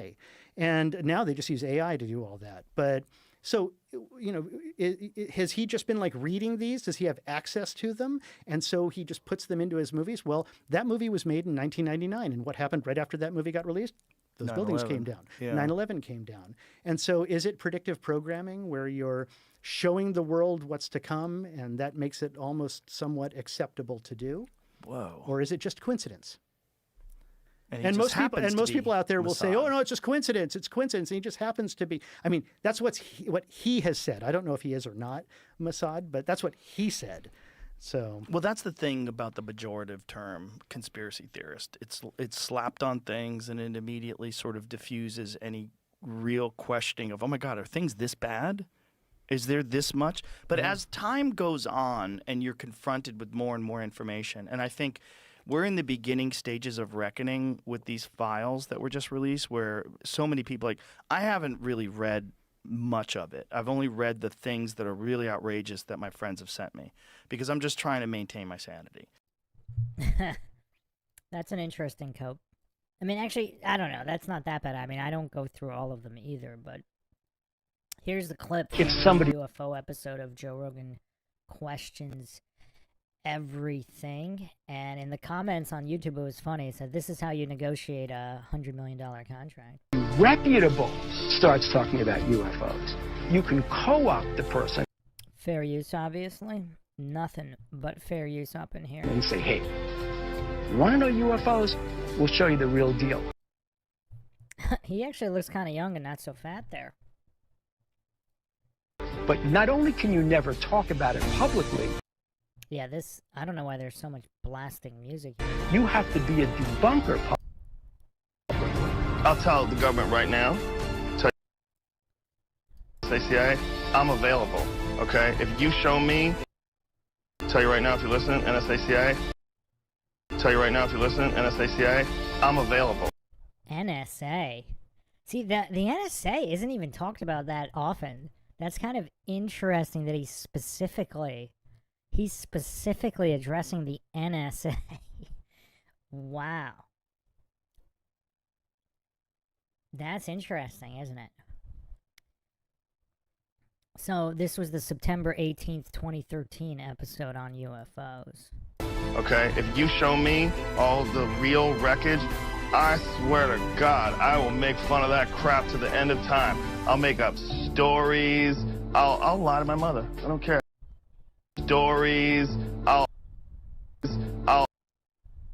I'll lie to my mother. I don't care. You show me a UFO, I'll lie to my mother. I swear to God, I will make fun of that crap to the end of time. I'll make up stories. I'll lie to my mother. I don't care. There you have it. A man of integrity.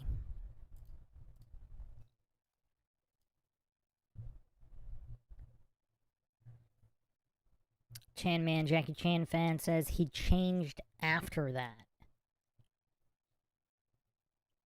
Thomas says if he didn't play ball, they would have got him on taxes and ruined him. That's a good point.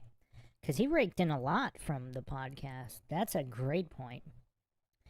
Word Salad says, Bruce, do you know much about the book Night in Zagreb? No.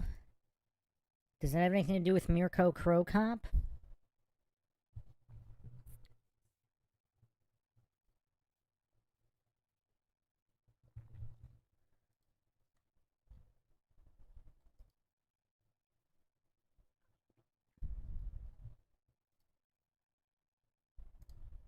well, that's just it. Most people want to maintain sanity. You just, Yeah. like, I just want to get through the day. You know, I just want to, like, You're busy. Well, and it's People are even more busy. than busy. I want to be happy. Right. I want to raise my children in a world that is, you know, a peaceful world and where people respect each other and where we can, like, you can make something out of yourself, you know, through hard work and through merit. You know, it's Yeah. like that's the world I want to live in. And more, it feels like we're not in that world. Did you see that thing that was just released today? I think it's the AI company Anthropic. I think that's the company. So one of its engineers resigned and essentially said that humanity is doomed. Yeah. And he's going to move to the UK and just write poetry and just wait it out. Hasn't that guy seen Threads? Like, the UK is like one of the most dangerous places to be. That's where he's going to wait it out. Like, that's. Well, he probably has this Well, when he says romantic UK, does he idea. mean like where does? I'm not sure. Maybe he means like the Scottish Highlands. Yeah, Maybe he's well, going to hide Yeah. and go into some small town and fucking just hang out. Terrorism, Totalitarianism because rather, you'd 'cause prefer you don't wanna bioweapon. And- Or unless Einstein. Famous Zen quote, not knowing is most Scared the big. values guide actions amid mountains. Yep. At least portions of civilization looking at extinction. Yeah. And I mean, they're experiencing that right now. totalitarian- South Korea, Yeah, Japan. yeah. What is? Can you find that guy's manifesto? I think, Excuse me. his Cuarón is a genius for making that film. I just want to say. Children of Men. Yeah. Yeah, fantastic movie. So today is my last day at Anthropic. I resigned. Here's the letter I shared with my colleagues explaining my decision. That's a lot to read. What is the synopsis? Just ask Perplexity what the synopsis of what this guy said. Okay. Sharma, who built defenses against AI-assisted bioterrorism and pushed for transparency on model risks at the San Francisco AI firm, announced his resignation on Monday. He described struggles to let values guide actions amid mounting pressures, planning to return to the UK for a poetry degree and step back from the spotlight. His exit follows other safety team departures amid Anthropic's launch of Claude Opus 4.6 and a massive $20 billion funding round at $350. Fair use, obviously. Look at all this fair use going on here. $350 billion valuation, fueling debates on balancing safety with commercial speed. Okay, but what is he saying specifically is the issue? Let's click on that. Fuck it. Let's click on his AI started talking to him and it scared the bejesus out of him. The safe holds. He's part of the guiding of the. Damn it! Lost the word. Yeah. Bioweapon. I mean, look, this guy's built something, and all of a sudden he's realizing all the players that are funding it are likely, scary, scary people. Yeah, scary people who are who are all in the same club, drinking baby blood and offal together. What's offal again? Shit. Oh. Meconium, which is like it's a thing. Baby poop. Yeah, that's in the files. What comes next, I do not know. I think fondly of this famous Zen quote, "Not knowing is most intimate." What? My intention is to create a space to set aside the structures that have held me these past years and see what might emerge in their absence. He's already working on his poetry right here. I feel called to writing that addresses and engages fully with the place we find ourselves, and that places poetic truth alongside scientific truth as equally valid ways of knowing. Yeah, it was written for him by AI. Elon said something very bizarre recently. He was talking about the speed of light, that the speed of light you can't bypass or exceed the speed of light. If you believe Einstein, yeah. He said, unless we live in a simulation. Or unless Einstein was wrong. Right. I mean, a lot of astrophysics is based on a false premise that P equals P prime, and that the sun is designed a certain way, and it's completely wrong. And everything that we know about the stars and how we view the nature of the universe is fundamentally incorrect. How is it wrong? It's based on this idea Rogan about to get triggered hard. of the stability of Kelvin temperatures in the sun, and which is this P equals P prime thing. And the guy who invented CAT scan machines, there's sort of a Venn diagram overlapping of this photographic technique and astrophysics. And what he realized is, holy cow, that is not true. And therefore, so much of everything that we know about how we view the cosmos is incorrect. And so, Now, how'd they find out that it was incorrect? Well, he's a mathematician. He figured it out. And I would have to look up his name and everything. And what is incorrect about it? Do you remember? Here he is, triggered, but pretending not to be triggered. This is, anybody who has watched Joe Rogan for a while, this is the exact stupid face he makes when he's super triggered, but pretending not to be. Because his blind faith in scientism has been blasphemed against. Because he's so religious in his dogma of believing everything from NASA and the mainstream that this triggers him to his goofy core. And he's pretending, he's trying so hard not to come off as triggered, but it's so obvious. I mean, look at his face. It's so obvious that he's extremely triggered now. Remember that? Well, it's at the beginning of astrophysics, there is this formula. And if that formula is wrong, then the preceding calculations are also wrong, or at least off. Mm-hmm. And so the idea is that, what we view is really just it's kind of a cartoon that's painted for us using all these formulas and using radio telescopes. And so, things are not as they seem. Well, in the words. they already have issues with the findings from the James Webb Telescope. Oh yeah, well that's You could also see how he really, if he's a gatekeeper, I mean, he's had a lot of practice doing this. Like, he'll bring up certain points that seemingly agree with his guest, only to discredit the guest. So it's almost like he's building rapport in order to gaslight. probably part of it. Yeah, you know, I have to say, like, I mean, I'm a provocateur, and so I'm always interested in finding that which upsets people's, you know, concepts of things. And that's partly because I'm a screenwriter and I'm looking for these kind of conflicts and interesting ideas and stuff like that. So take what I'm about to say with a grain of salt. But the big one, the biggest conspiracy theory that freaks everybody out is flat Earth. Now, I don't know what the Earth is, but experientially, through the testimony of the eyes, it is flat. And here we go. And there is very little chance that I will ever in my life, or most of us will ever in our life, experience anything other than what is effectively a flat Earth. And the way laser sighting across large bodies of water or navigation maps for air travel, you know, for pilots, is always the presumption of a flat Earth. It's always in the pilot manuals and on maps. How so? Well, if you're flying a jet at low altitude, you're not making corrections for curvature, even though you're going fast enough where you should be. And so what's actually happening there? Well, and so the idea is, look, I don't know what the world is or what the realm that we're in is, but experientially, from my perspective.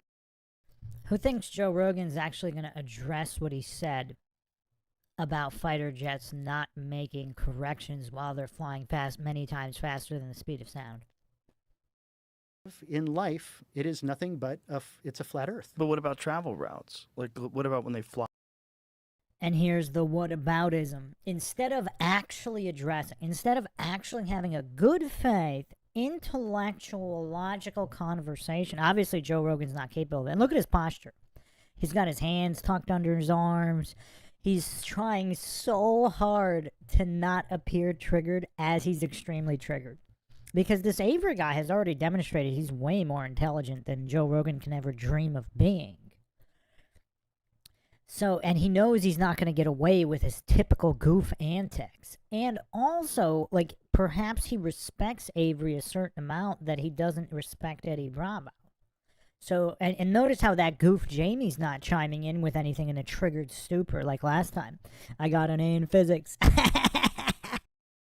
Fly over Antarctica. What if they? Well, they don't fly over. But you can Antarctica. watch the sun rise and fall. They don't fly. even. And look at how now he's gish galloping, just spamming reification fallacies, red herrings, and strawmen all over the place. Like, he's getting his logical fallacy stack going fast here, as within seconds of flat Earth being mentioned, all of a sudden the logical fallacy spew is fully on blast. They don't even fly from Cape down to Buenos Aires. There's an understanding of the precession of the equinoxes. They travel up into the other hemisphere and like land in London or something, and then travel back down. Wow, that was an impressive gish gallop reification fallacy stack. Also false premise, reductive logical fallacy, false dichotomy, appeal to authority. But that was actually kind of impressive. I mean, that was bordering destiny level verbal diarrhea fallacy spam from Joe Rogan there. Groupthink Skeptic says deception is Rogan's vibe. I think he harbors demons allowed in during the ayahuasca trips. Wow. Now that is a subject for a podcast right there. Chilster Deluxe says, there's that face. Yeah, Joe Rogan can't hide him being triggered. He's kind of, like, for a good actor, he just does a really poor job of that. And I'm not claiming he's a good actor. People in the chat were. Down whenever you're doing a flight across the Atlantic. And so, like, when you look at it on a flat Earth map, and there are plenty of them. Satellite photographs of Earth from space. Those are all cartoons. What are you talking about? I'm saying that even the NASA, the guys who actually do those. But there's photos of Bigfoot and ghosts. Derp, derp, derp. Look at all those Bigfoot and ghost photographs. Now, whether Bigfoot or ghosts are real, maybe they are, but just because there are alleged photos doesn't mean they're real. I mean, just the lack of just basic preschool level logic from Rogan here. I mean, who thinks he's acting? He's awfully triggered to be acting. I don't know.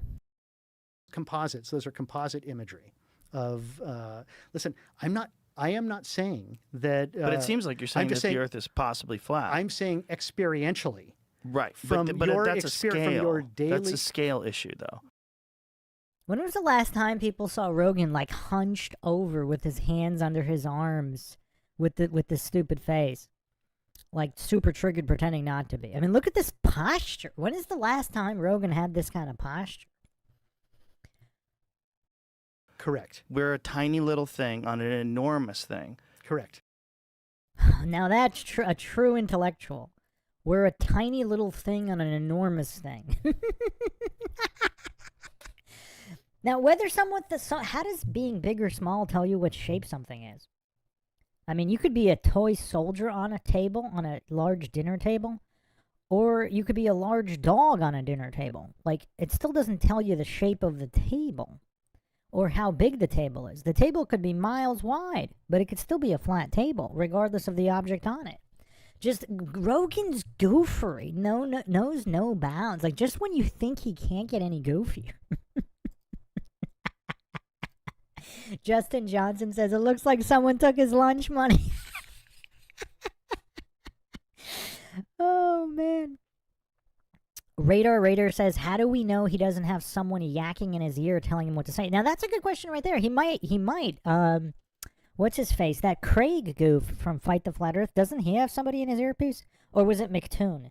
Yeah, some of those anti-flat earther goofs who recruit more flat earthers than any flat earthers with their goofery, they do, but and Rogan might too, but he got triggered so fast. I don't know if there was enough time for someone to tell him to bring up all those fallacies, because he brought him out so fast. But in general, he probably does. But, you know, snipers have to calculate for the curvature of the Earth when they shoot. Do they? I think this is a good time to bring up a renowned sniper, possibly one of the best in the world, and an instructor, I believe. I mean, how many snipers has Rogan actually talked to, though? Or is he just regurgitating Wikipedia? Let me get this clip here. This one was brought up kind of recent. Let me see if I can find it. I thought I had saved it. I think this is a great time to go over this one. Because a lot of goofs were hallucinating that this guy's not really a sniper. I think he's a Navy SEAL instructor. Like, not some random, like, grunt sniper. I mean, this guy's supposedly, like, one of the top in the world. So not just any random sniper. It's going to take me a minute to pull this up.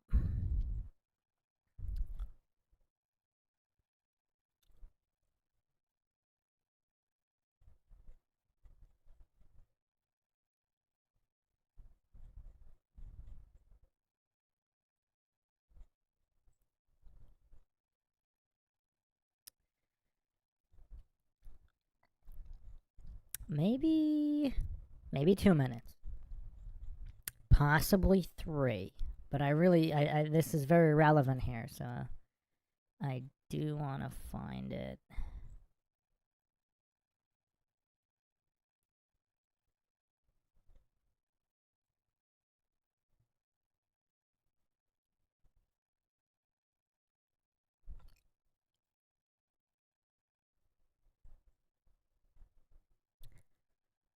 Almost there, I think.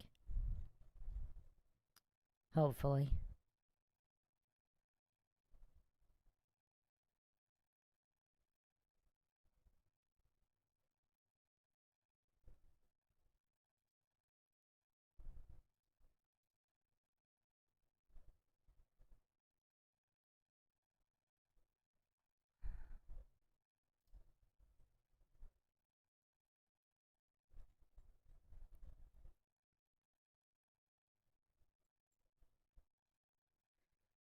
Just give me another minute.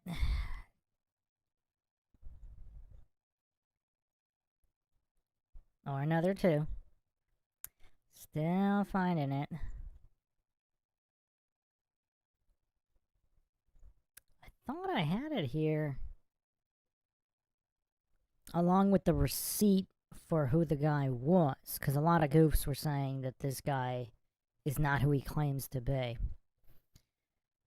But he is. And this has nothing to do with Flat Earth. This is just whether or not snipers calculate for alleged spin. Because the Earth could still be a globe that doesn't spin. But the claim that snipers calculate for the... which doesn't make any sense on any level. Because that you would also have to calculate... like, are you shooting north to south, west to east? Because the Earth allegedly spins west to east. And if it's closer to the North Pole or South Pole, the speed is much slower. So, yeah, I mean... like, if they had, like, computerized sniper rifles, which they probably do now, but, like, that would do all the calculations for you. But, you know, decades ago, and even now, most, I think, you know, the average sniper rifle... Okay, I found it. Now, let me just get it on the screen.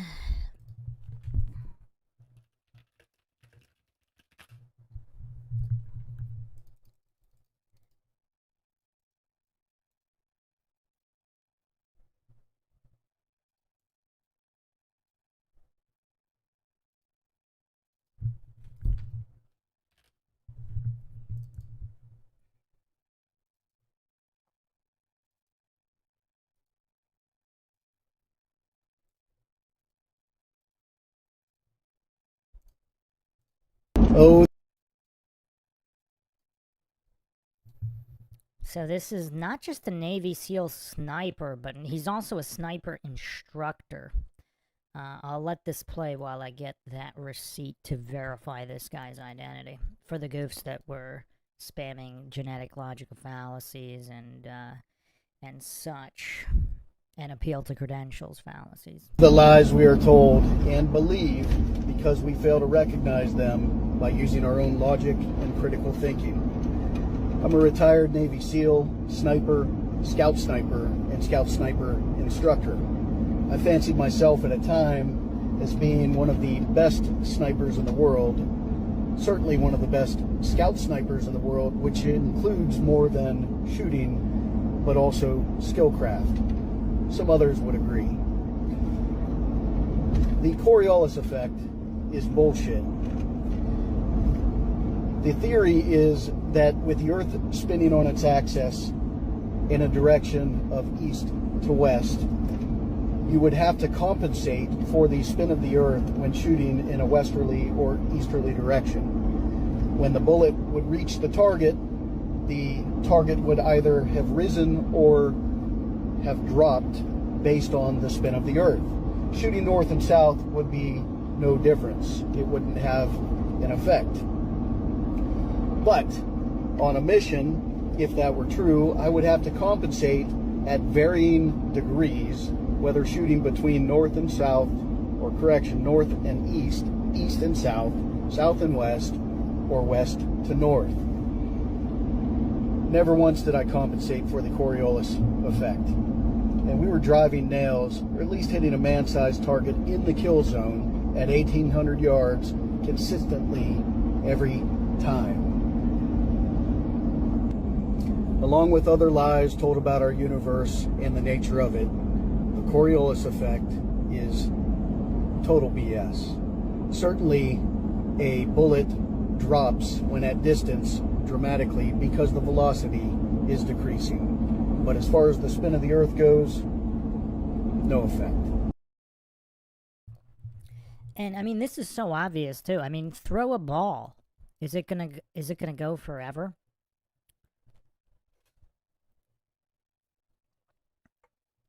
How hard you propel something. Now, obviously, you know, you do have the inertia unless there's other forces acting upon it, which there are electric forces. But so again, the mainstream narrative would be like, well, gravity acts upon it in addition to the Coriolis effect. That's the mainstream position. But clearly, that would not be the case if you were following the scientific method. or if it is, nobody's presented that. And yeah, here's a news report on Navy SEALs and Navy SEAL training, and this is the guy here. For the goofs that are saying this is just some random guy claiming to be, and this is Adam Newbold.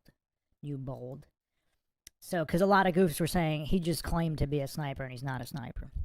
As if that would change what he said. But anyway, just the goofery of Joe Rogan. Again, look at his posture here. Looks like a petulant child that got his toy taken away. His toy being the scientism position. This is hilarious, is it not? This is absolutely hilarious. Let's continue with the goofery. Only the curvature of the landscape that they're Right. on. Why do you think the landscape curves? The landscape doesn't curve. What? Why do you think there are hills and valleys? Like, what? Does Joe Rogan think there are not hills or valleys? And if there are hills or valleys, the reason why there are hills or valleys depends on the shape of the earth. Wow. It is a mountainous and uneven. Not always. Uneven, no. On flat plains, you have to do the same thing. Well, if you're making a long shot Except you don't. Do we need to listen to the clip again? over a flat area, like if you had to shoot. Well, then why?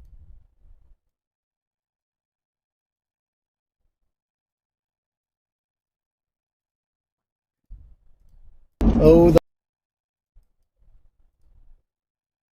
the lies we are told and believe because we fail to recognize them by using a retired Navy SEAL, sniper, scout sniper, and scout sniper instructor.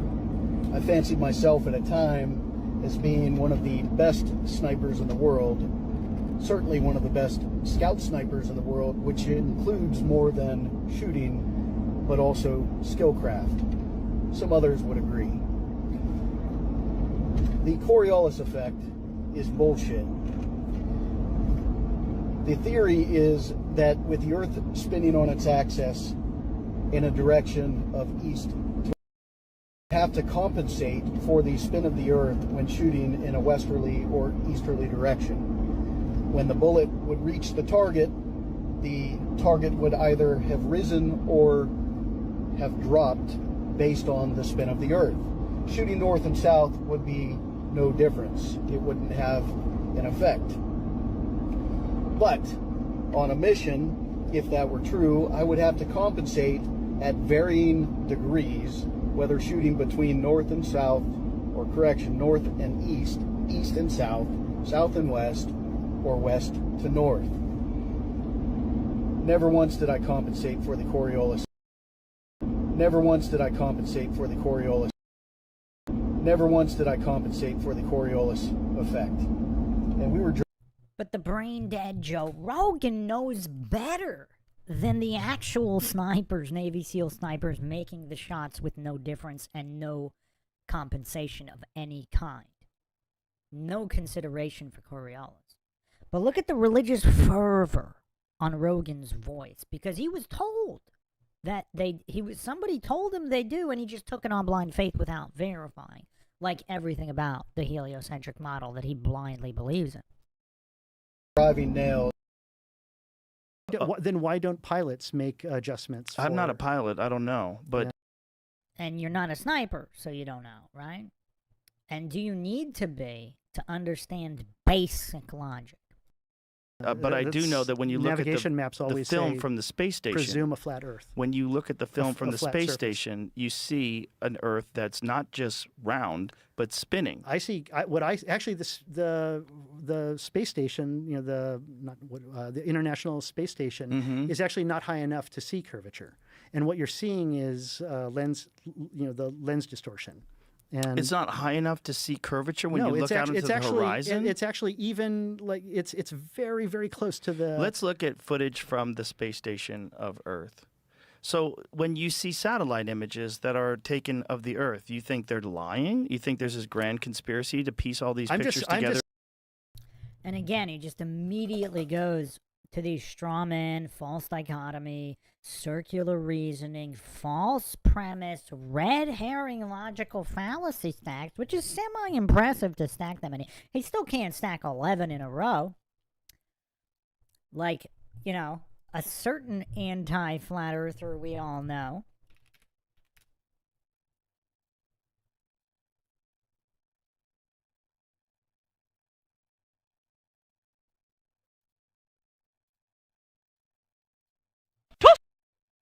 Toasty!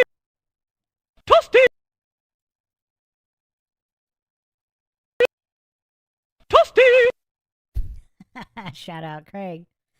Craig can stack 11. I think he has the world record of logical fallacies in a single statement. So Rogan can't compete with him, but he can get kind of close. I mean, what did he stacked 6 there or something or so?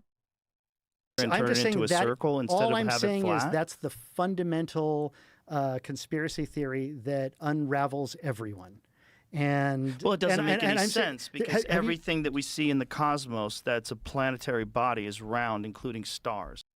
Oh, wow. Now he goes to the appeal to similarity logical fallacy and the false premise logical fallacy and the circular reasoning logical fallacy, as well as the reductive logical fallacy. That was a nice 5-stack there. So again, hallucinating to know that whatever these lights are, to know what the lights are. I mean, just the level of goofery here.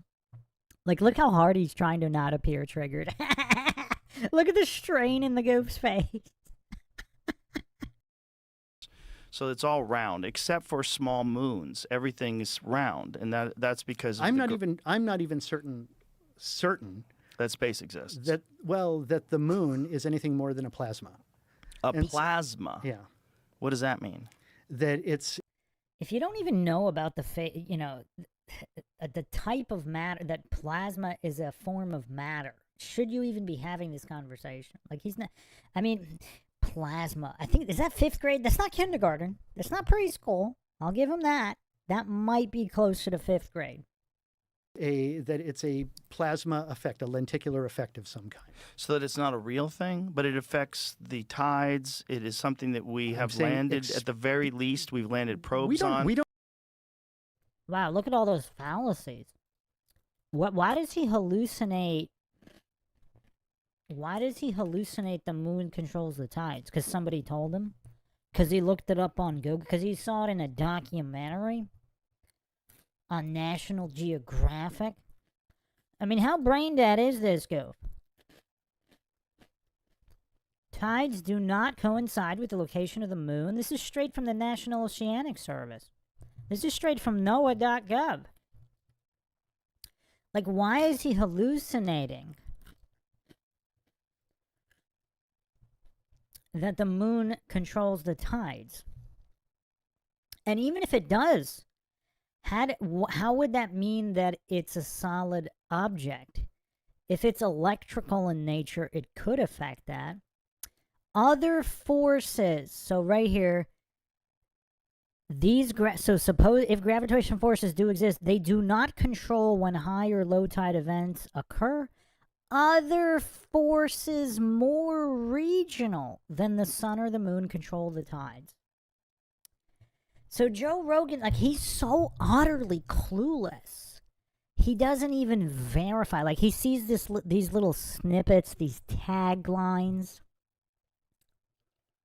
just like a quick headline, and he just takes it as gospel. Because he's too mentally deficient to actually read full articles. I mean, just go on oceanservice.noaa.gov/facts/moon-tide.html.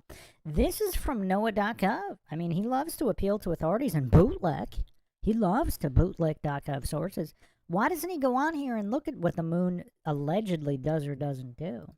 I mean, just the goofery of Joe Rogan knows no bounds. Is this humiliation ritual? That's my next question. Is he just intentionally humiliating himself, proving his deficiency as some kind of Illuminati humiliation? Or is he just that dumb? I don't know that Other it affects the countries tides. have ran- People So theorize this is that it affects the tides. footage from the space station.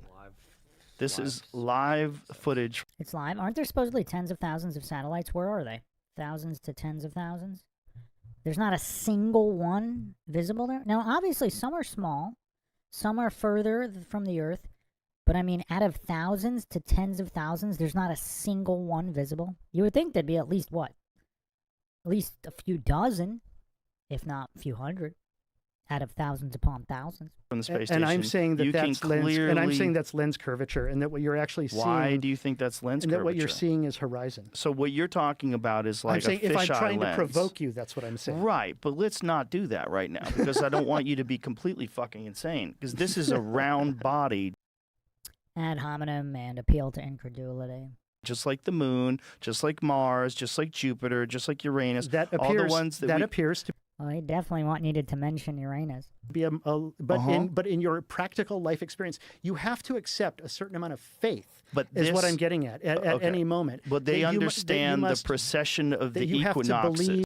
And Joe Rogan clearly doesn't, because he brings that up all the time. I think he just likes the way it sounds, like a 4-year-old who heard a word they think sounds cool or a phrase. And he just repeats it ad nauseum, but he doesn't actually comprehend what it is or what the scientific method is or what controls are.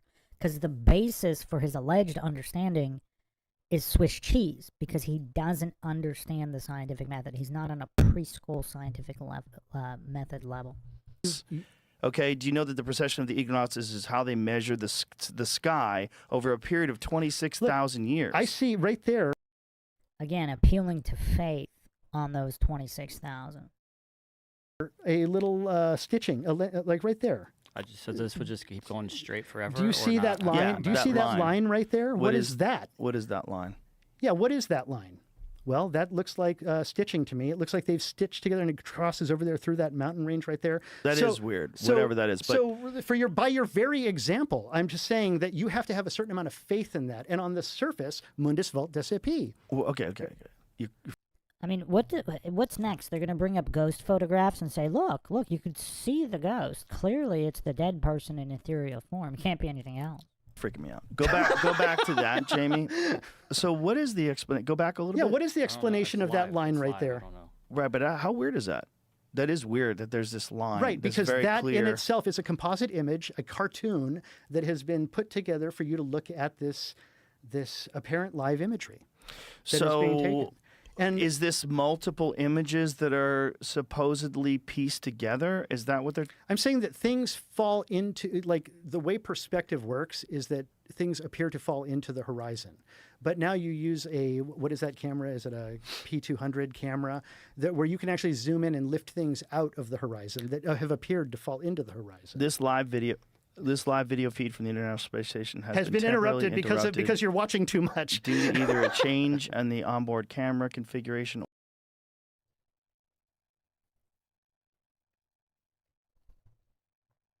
Jackie Chan fan says they save good actors for Batman and stuff. Well, Alex Jones is, of course, the greatest thespian of all time, probably. Thomas says he knows he's not that dumb. It's just how you know he's compromised and has to gatekeep certain topics. I'm not convinced. I mean, I don't know. Yes, sometimes it appears he knows and he's being intellectually dishonest, but other times he really does appear to be that dumb. I don't know.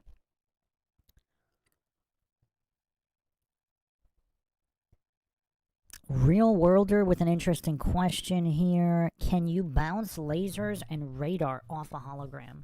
That's a great question. One, it would depend on the nature of the hologram and the laser, right? But if it's not a hologram, if it's actual plasma, can you bounce laser off of plasma? How many tests have been done on that?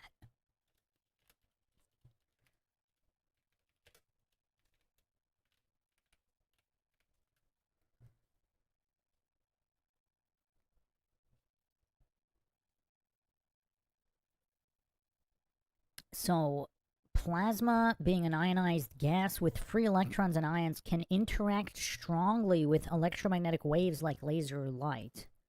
When a laser beam encounters a plasma, several things can happen depending on the plasma's density, temperature, and the laser's wavelength and intensity. So the answer is yes, you can. It can refract or scatter or absorb or reflect and bounce it back. So it depends on the density of the plasma, the temperature, and the laser's wavelength and intensity. Does that answer? This is all mainstream, by the way. This is all just basic physics. You can empirically verify this in any encyclopedia. Any science website.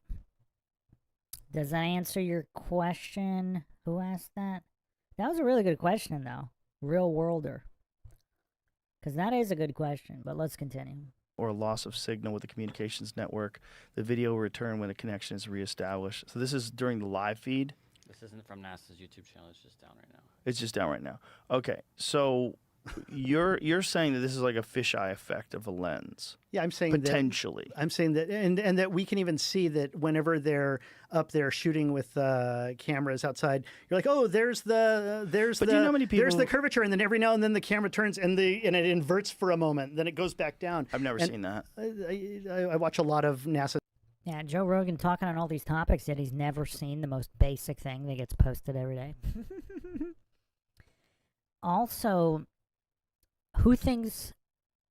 Well, to go back to what the cutout stream, so they have tens, hundreds of billions of dollars. They can't even maintain a live feed. And Joe Rogan still puts blind faith in them. If there really are all those tens of thousands of satellites, thousands to tens of thousands, they can't even maintain a feed. Stuff. And listen, I'm not saying that we're not living on a globe, or at least an oblate spheroid, as Neil deGrasse Tyson says, but have you ever noticed how spasticated that guy gets whenever you throw out the word flat earth? He flips out like the way Robert De Niro flips out on like irrationally he flips out. He flips out when you say that men can't be women. So did Joe Rogan not realize that he just gave away the goose there? If Joe Rogan is alleging that Neil deGrasse Tyson flips out over what he knows is easily demonstrably true, but he's pretending it's not, like, does Joe Rogan not realize what he just did? I mean, I don't know if he was attempting to do a diversion fallacy, but did he not realize what he just did? Because if the argument is Neil deGrasse Tyson flips out over anything that's true, but he's pretending is not true, that he just gave credence to Avery's flat earth position. Which is very weird. Yeah, exactly. And that they should be able to compete in women's sports, which is very weird. But who thinks Joe Rogan's just dumb and he didn't realize what he just did? Who thinks Joe Rogan's attempting to spam a diversion fallacy, but he just gave it all away right there? Unless people are actually arguing this goof is highly intelligent and playing 5D chess, and he did that on purpose because he's really promoting flat earth while pretending not to promote flat earth. It's a very, like for a man of science, that's bonkers. or that they should be able to go to jail, and that a sex offender, fucking who has insane. been, Not just that, but rapists. Yeah, who like people is have then raped put in jail children, with women, and it's then like, they have to pay for their electrolysis and breast augmentation, which is okay.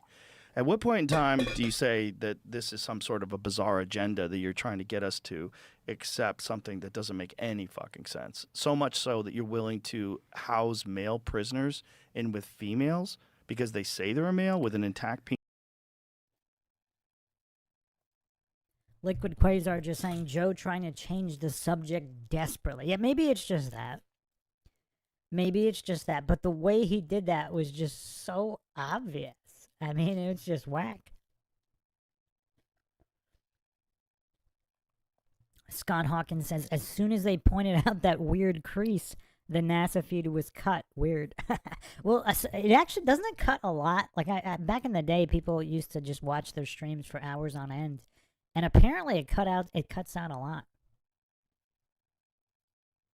Penis, and then even if they get like female prisoners pregnant or rape them. we're all just trying to construct what reality is, and it tends to be a consensus of what it is. But, you know, there are fringes that on the ends that don't believe with what the consensus I says. understand. I like how Avery didn't allow the diversion. He steered him right back. Are they But- wrong? But do you Or- know how many people would have to be involved And again, with the straw man false premise stack. to promulgate this idea that there's a flat Earth and you got to cover up that thing and pretend it's round? And what's the motivation of? And now appeal to motive, the silliest one.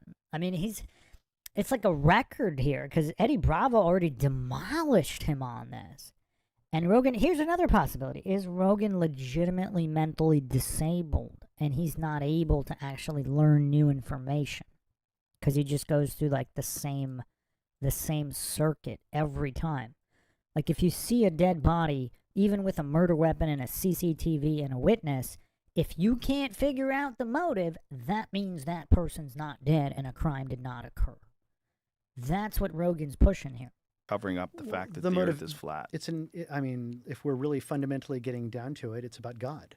And it's about what is this realm that we're in, and are we part of creation? And But why would it be more likely God if it was flat? Every culture throughout recorded history draws us in this kind of flat, earthish environment with a dome, a firmament that covers it up until like when the 1930s or right, so. when they start making telescopes.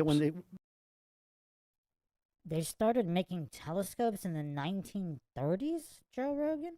What? Well, and right? I mean, so this is a grand conspiracy? Like Galileo was wrong, Copernicus was wrong, all these people all didn't of know? recorded history is wrong. You mean the Jesuits? The Freemasons and the Jesuits are all wrong, according to Joe Rogan. Not to mention, how do you even know that happened? And here we have Avery trying to stick to controls and learning from history. Why would you put blind faith in history where the majority of humans were wrong about the majority of things the majority of the time? But look at the religious reverence.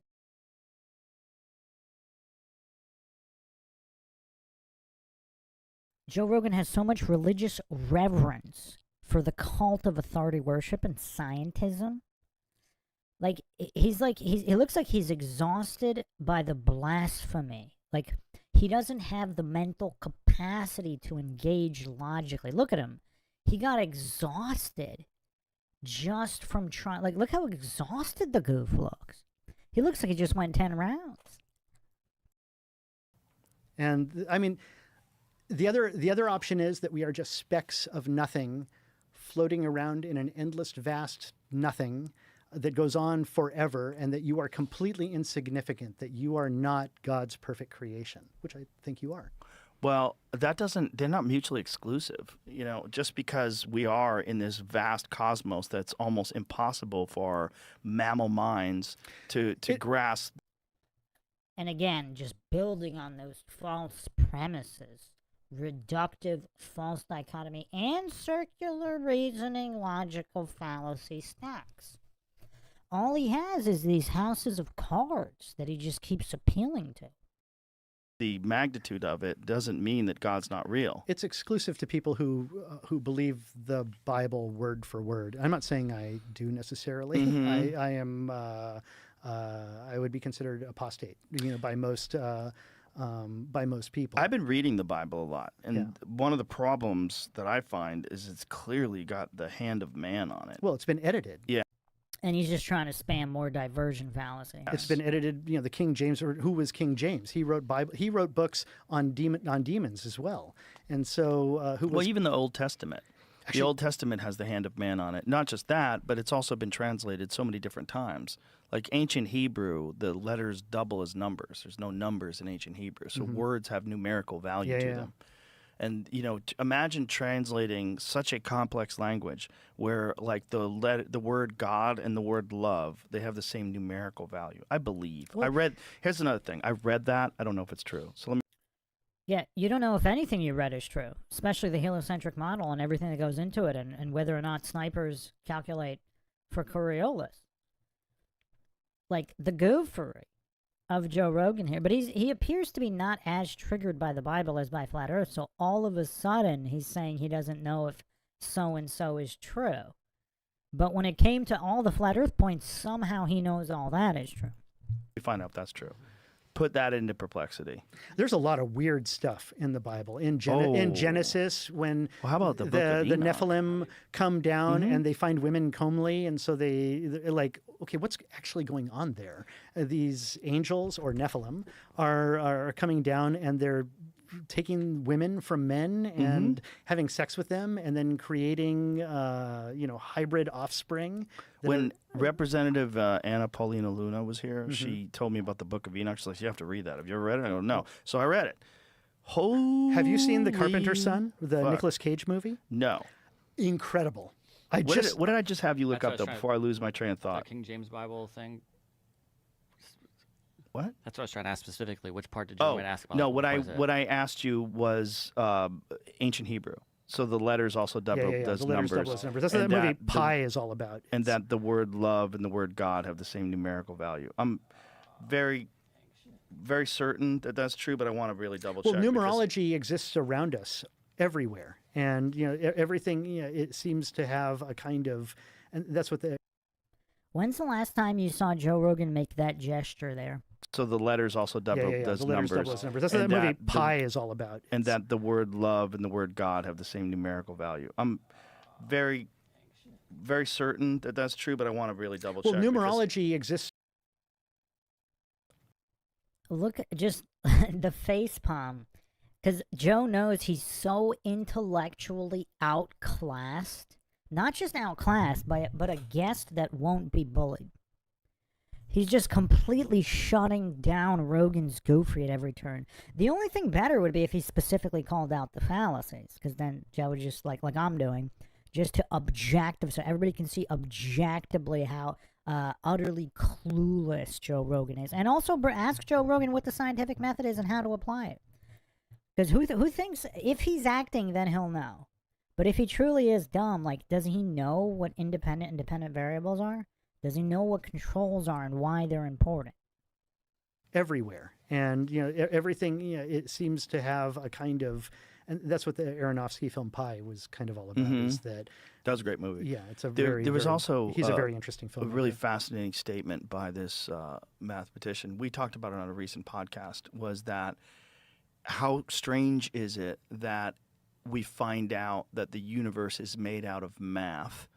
And that it's encoded in the universe itself. So a tool that we used, that human beings created to measure the universe, it turns out that tool is how the universe is actually encoded. Well, this gets back to what Elon is saying about the world being a simulation.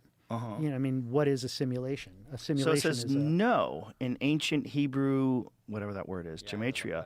No direct name of God shares the exact same numerical value as the word for love. So what is the basis of that rumor? Sacred name equals 26. A name for God equals 86. Mm-hmm. Just spamming diversion fallacies now to try to keep away from flat Earth. Okay. What is the value? What is the ancient Hebrew? The values. From the Nordics is the same thing, and there is a striking resemblance between many of the runes with Hebrew. And so these ideas and these glyphs and symbols that Odin first saw while hanging upside down from the tree and learned language and how to speak are somewhat universal across the planet. Let's get to that for a second, but let's find out what Jamie's saying. Primarily used in Jewish mysticism and religious studies to find hidden spiritual meanings in. I mean, doesn't it? It seems like if you can understand that, and if you grew up with that, that seems like that would be a much richer and deeper way of communicating. Isaac Asimov wrote a book called Asimov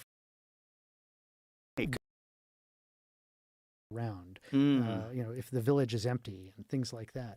And so, just different people are just trying to figure out how to articulate everything. And, computer programming is a language that utilizes. Chinese are building highways for. So that image might not have been an official image. That might have been something that someone created. I'm not saying that. No, well, let me retract so words aren't taken out of context. I'm just saying it seemed like a live video. It was live on YouTube. Oh, but it could have been AI. I don't know shit. I have to go back to look at the right. I'm working fast over here. No, I get it, dog. I get it. That's why. Jamie, you do the job of 15 dudes, so I appreciate what you do. I found a video from 11 years ago on Vimeo that is from SpaceX, so it's not NASA, it's someone else, and it's up and down of the rocket. You can argue all day that it's got curvature. It doesn't have curvature. When you see a rocket launch, what does it do? It goes kind of sideways across the sky. And so, we've now seen that, pretty regularly, and that's because they're really not going above the troposphere, which, I watched this SpaceX launch live. I was there. It went straight up in the air. And then it curves and it travels sideways across the sky until it meets the horizon. Well, it gets to a certain orbit, and then it traveled and dropped off. That's exactly. That's exactly what he just said. Oh man, Joe Rogan, the goof contrarian. I mean, is he not on a preschool English level? I mean, this stuff is hard to watch. In Australia, 35 minutes later, I went But to the out of your view. commands. No, I watched the entire thing.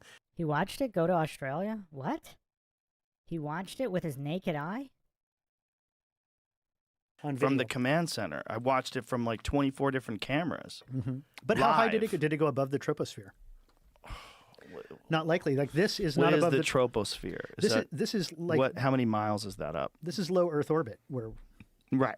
But at low Earth orbit, Jesus Christ, that looks like a globe, huh?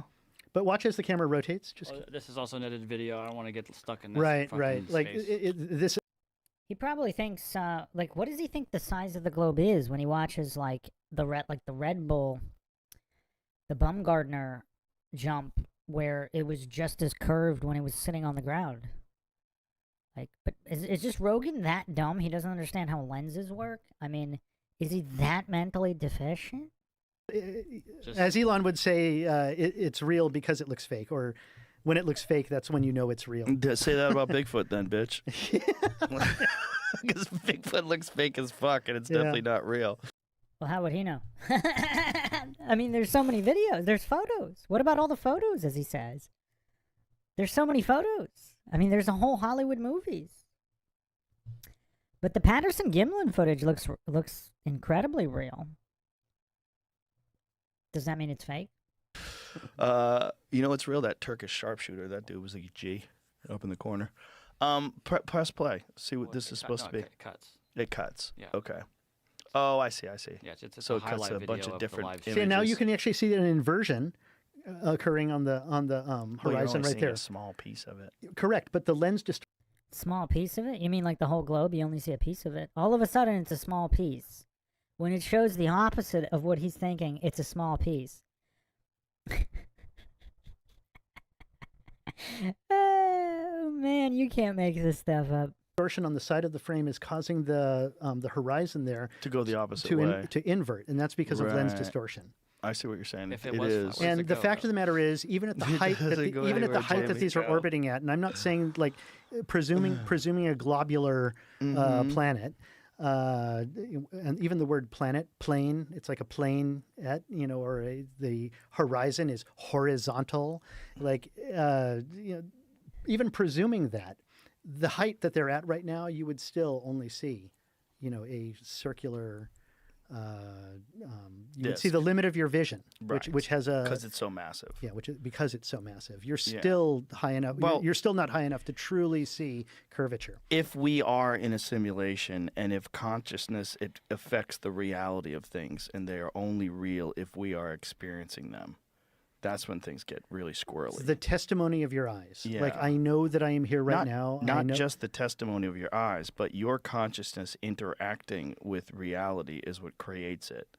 correct. I mean, That's where things get super squirrely. how do you know gravity exists? For example. Well, gravity's not clearly defined. right? correct. We Gravity understand is the numbers. gravity is a concept. Wait, who understands which numbers? And it's Right. a truly non-provable concept because you can prove the exact same thing through density and buoyancy. The density and buoyancy, make a lot of sense. How come the oceans,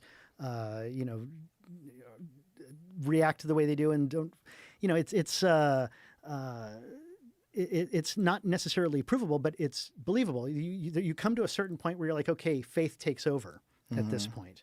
My faith in gravity, my faith in the globe, because that's what's been told to me since I was a baby. At a certain point, that just takes over, and you Not just that, and you but accept that also as a fundamental piece of what reality is, because we want to believe we understand the universe. What I'm saying is, Especially narcissistic goofs who are too mentally weak. They need their safety blanket of experts and all these things because they can't handle living in a reality that where experts don't know what's going on. They're just too mentally weak, like Joe Rogan. we don't understand jack shit about the universe. We don't know anything. And all we do is we believe what they tell us. And they is just the cumulative understanding of how things are. But in ancient times, they had a different understanding of things. And that was how it was back then. And so, because they had no other way to describe Right, but what it even was. then, And so they reality is just built things based on where the sun was going to be during the solar equinox. They also were Which has what to do with the shape of the Earth? aware of the precession of the equinoxes, which is the wobble Yeah. of Earth's orbit. What? No. Wait, which ancient civilization had an Earth orbit wobble that believed in a sphere? What is this goof talking about? What is this goof talking about? Like the Mayans with all their predictions and building pyramids with shadows of snakes during eclipses or solstices? Like, that's all based on flat Earth cosmology with a dome. Like, what is Rogan pretending here? I mean, is this goof just mentally gone?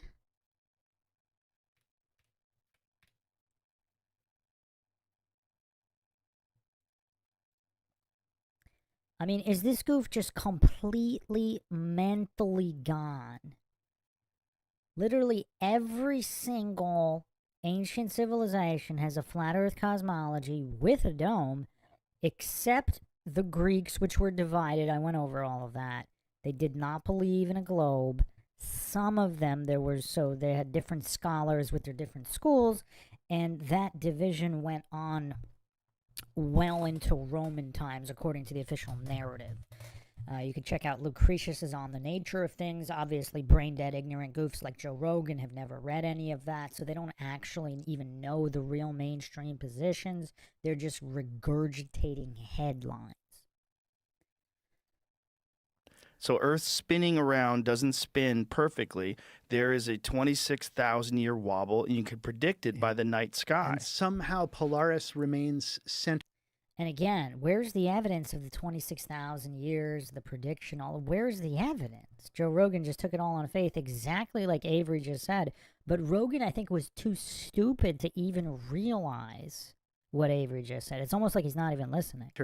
In the sky, and all stars rotate around it. That's extraordinary. If we're traveling... What do you mean? So during the precession of the equinoxes over a 26,000-year cycle, Polaris it has remains in the remained, exact same spot? and supposedly that's because that's where we're flying towards as a solar system as we travel through the galaxy in this complex dance of planets.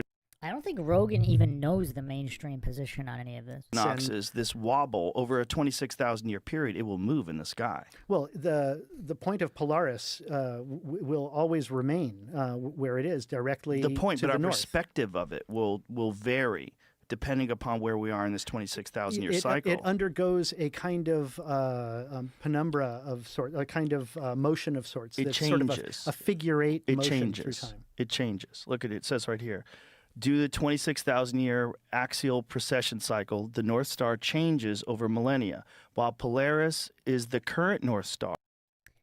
Other stars have held this position, including Thuban, 3000 BC, and future stars will include Orion, Alder. And look at the religious fervor in his voice. It's almost like he has zero doubt that this fantasy is, like, provable in any way. Like, all he has is blind faith, as Avery just pointed out, but he's regurgitating the blind faith as if it's fact. And does he really think a guy like Avery's not going to push back on this when he's been decimating Rogan logically this entire conversation? Remain Alderamin, and Vega. So it's not the same star. It's just what is dependent upon where we are in the precession of the equinoxes. That's why. Well, there it's not that the Earth is flat. I know it's true because it's on Google. But it's not just that. We know where they've And look how Rogan pretended not to hear that. He just completely continues rolling with his blind faith as if it's fact. They've been able to accurately predict the motion of the precession of the equinoxes based on the constellations. Who? Predict how? When? Like, how is any of this verified? Which are clearly mapped out. How are they clearly mapped out? Like, does he not understand what the scientific method? He just keeps regurgitating his religious faith. And Avery actually preempted this, which makes Rogan look even stupider, because Avery just called this out, and Rogan is just proving his point about the faith. So we understand this wobble, and this wobble. Again, the collective narcissism of we. He doesn't. Who claims to? And does the scientific method, can they utilize the scientific method to support that? Hubble may be responsible for cycles of Earth's climate, how things And now he starts stacking the circular reasoning, logical fallacies, the false premise, and reductive logical fallacies. change and be dependent upon where the equator sits and where these poles sit and Kind of how funny it wiggles Remember around. when we were younger, the sun was kind of yellow and orange, and now it's just like white? Like, I'm kind of disappointed in Avery here. He should have really pushed back on that. Like, how do you know any of that? What's the scientific method? How did they prove it? Like, hold the goof Rogan's feet to the fire here. reality is changing. I mean, What? things change. The sun looks exactly the same to me. Does? You Yeah. think the sun is the same? To me, it's. I think it's- pollution has affected it somewhat. Wait, so how is it exactly the same if the pollution affected it?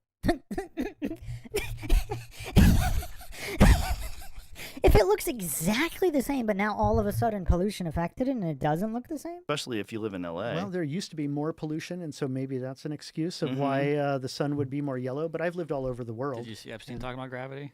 oh boy. Oh, here we It's go. interesting. Here we It's- Hit me go. with it. Hit It's, me with it's it. not.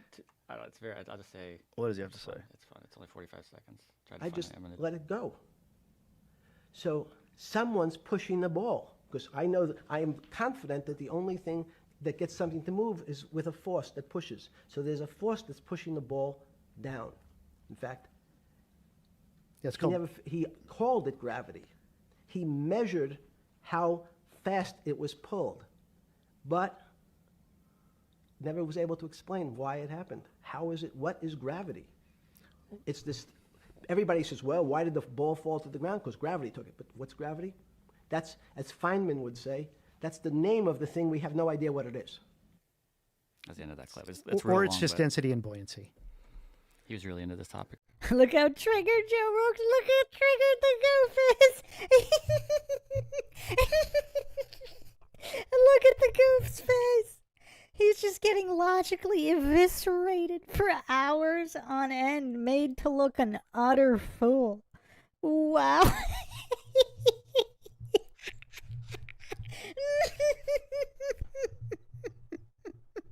Oh, man.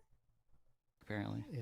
Look at his face. Look at his good face. Oh, man. Because he can't push this guy around. He can't push this guy around. Now, does everybody think, if this is humiliation ritual, does he have the mental acuity to understand how stupid he's being made to look by Avery? Or does he not? Apparently. He knew a lot about it. You know who you should have on is Eric Dubé. Do you know who this guy is? Oh, he's the flat Earth guy. Yeah, he's the flat Earth Yeah. guy, and he's written a book called 100 Proofs. And in order to prove something, you also have to prove things wrong. You went down some rabbit holes, well, Roger I Avery. look, I'm a screenwriter, and so I'm always looking for things Mm-hmm. like this to write stuff about. And so it's So in order to I prove, take it all- say that I take again? it all- In order to prove what? whenever you have a proof, you also have to disprove. And so, he wrote a book called 100 Proofs about, the nature of, the Earth and how it is.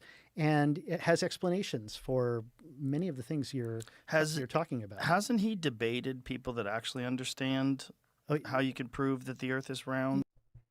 Again, circular reasoning, false premise, logical fallacy, and reductive logic. He's hallucinating and pretending there's people who understand how to prove it, right? Because if they haven't demonstrated they can prove it, how do they understand how to prove something they can't prove?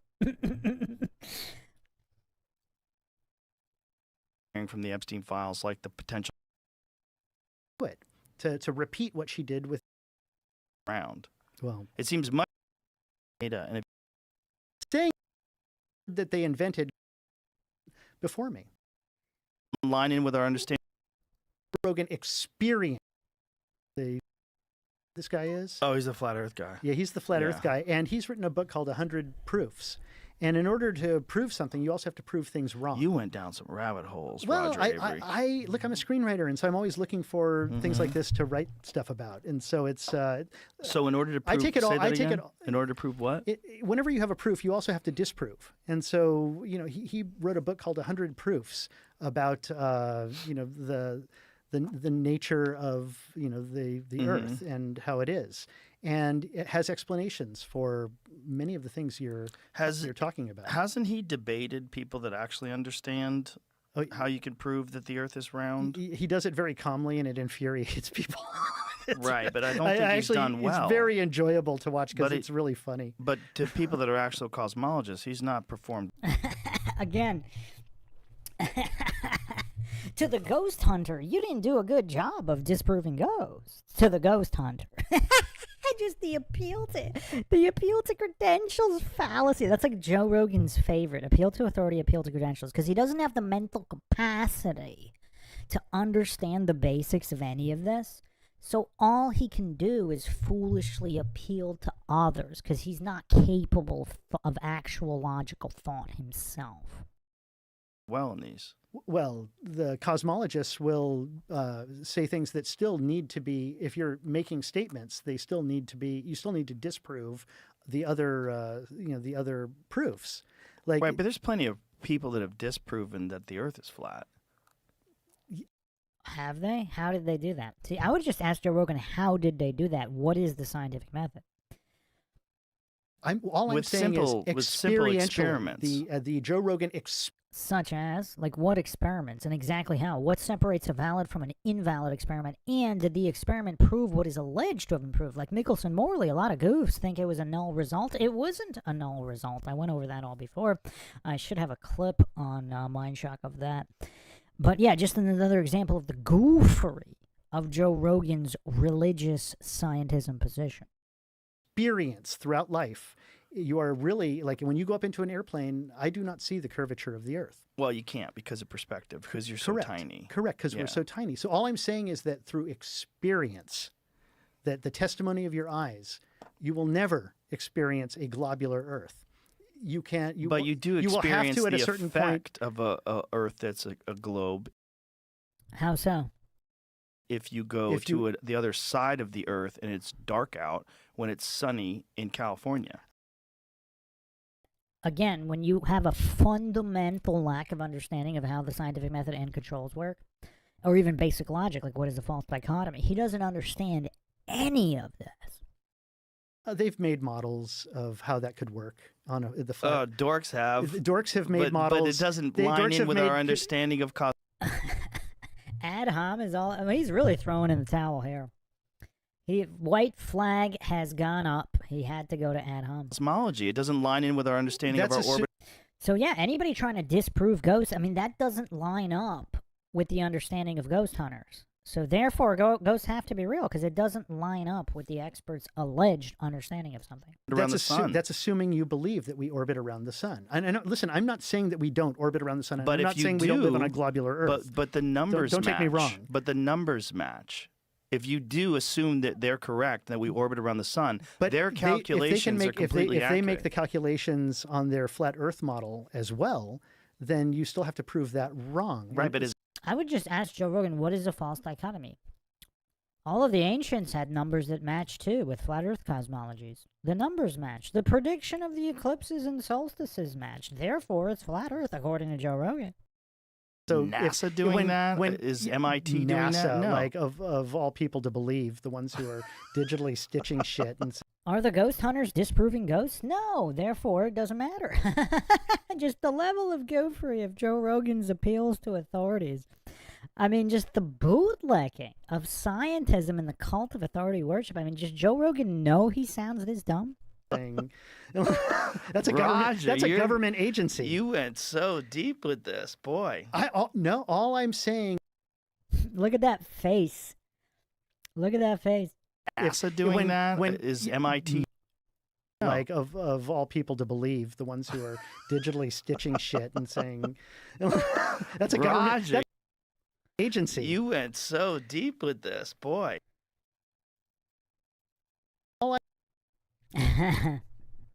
That is the face of a man defeated. He got logically eviscerated. I mean, look at this goof's face. Who's seen him make this many defeated goof faces in a single podcast before?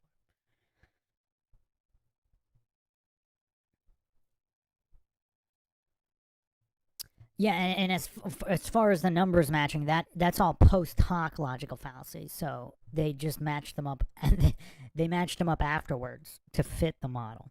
And if it doesn't fit, then they just make stuff up like dark matter. I'm saying is my experience. Mm-hmm. You know, when I get on the plane later today and I'm flying back and I look outside, I'm going to see a flat, you know, a flat horizon, a horizontal horizon before me, and when I land, and you know, it's everything else is faith based. Well, That's all I'm saying. it's not though. It's science based. It's based on data. It's The word based on our science- understanding. Wait, what does data have to do with science?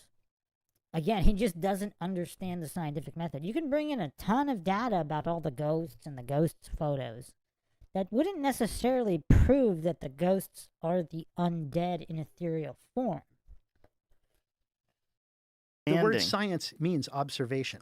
It which means is testimony data, which of I'm the eyes. talking about the measurements, data. That data is so far removed, one, from my ability to understand, but from you can most people's ability understand to understand. the circumference of the Earth, right? You can understand the Sure, numbers, and sure. the numbers line up exactly with how much time it would take for the Earth to go around in a day. Except it doesn't, which is why the Gregorian calendar is actually less accurate than the Mayan. The Mayan calendar needs one adjustment every 52 years. Is it something about there? And then with the modern Gregorian, you got leap year. You got all these adjustments because it's not accurate. Sure. And it works. In what other experiment can you show me where water clings to a spinning ball? Like, that's kind of the classic flat earther thing that they'll ask you. Like, well, show me any other example show me a of that. fucking ball that's 24,000 miles wide. And the answer to that is gravity. And what he's talking about in that clip that you just showed is gravity is just sort of this idea that we came up with to justify that. But there's clearly a And so force that does that, That's right? density. Just density? Density. Well, then how come these two things will fall at the same time if I drop them when this is far heavier? How come? I do not have an answer for that. Right. Yeah, those are electric forces. How does he not? Okay, my opinion of Avery just went down. He's studied this and he doesn't understand electromagnetic theories. All matter has the Earth is an electric field, and all matter is electrically charged. But gravity does, right?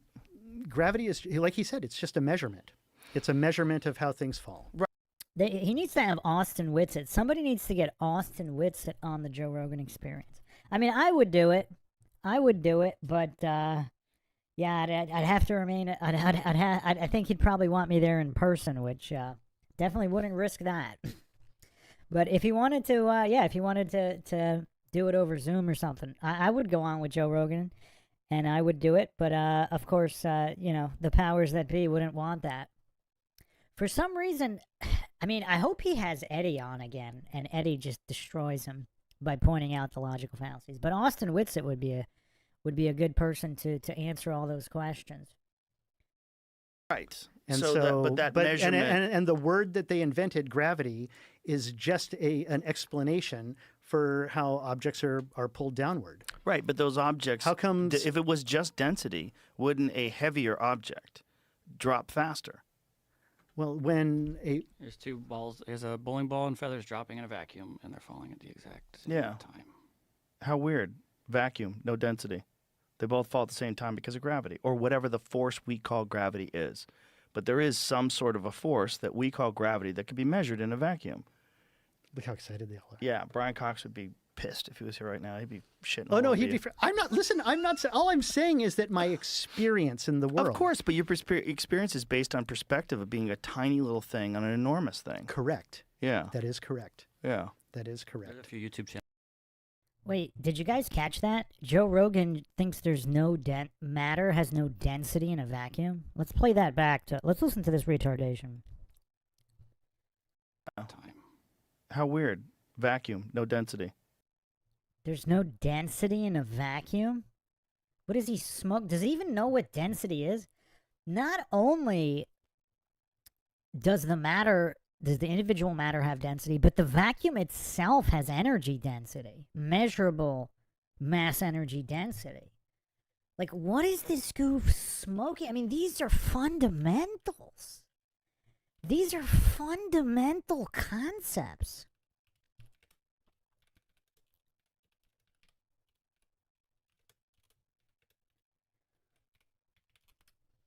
Like, does he think electric forces? I mean, this is just so crazy. I mean, every physical object retains mass and density in a vacuum.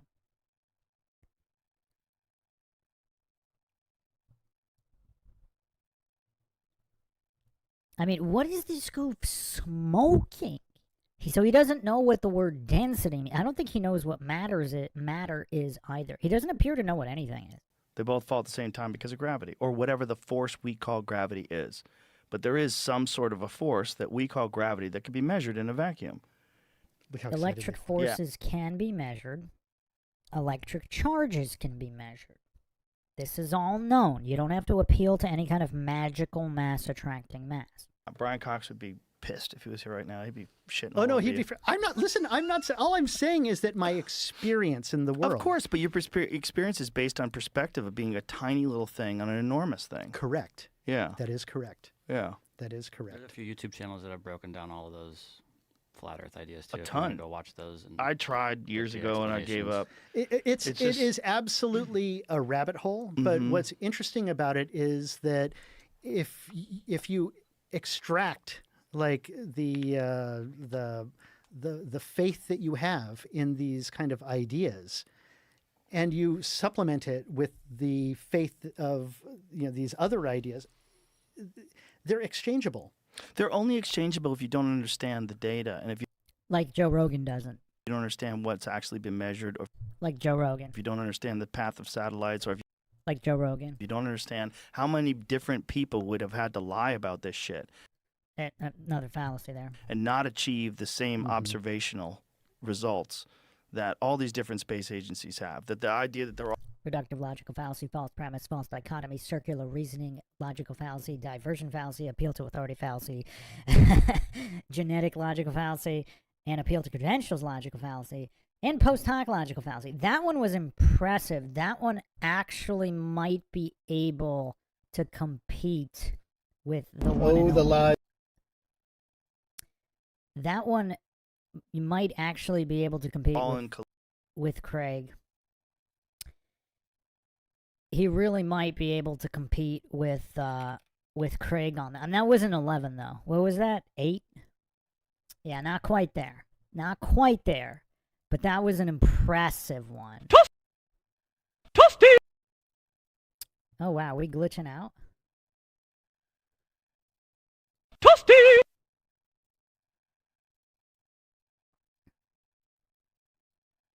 Toasty! Look at Rogan's good face. Illusion that Japan and India and even countries that hate each other, they're all in collusion on this lie. Yeah, because competing mafias would never, ever have the same position on anything. Just because there's alleged competition, when, like George Carlin once said, you don't need a formal conspiracy when interests converge. So if church or whatever, if demonologists in different countries, they're all lying, they're all in on it, so they're all pretending demons are real when they're not. What? If they all claim demons are real, they're real, according to Joe Rogan. That the Earth is round. Well, It seems much more likely that there's a bunch of people with schizophrenia that think that the Earth is flat. Now he's hallucinating likelihoods while stacking ad hom logical fallacies because he's waving the white flag so hard.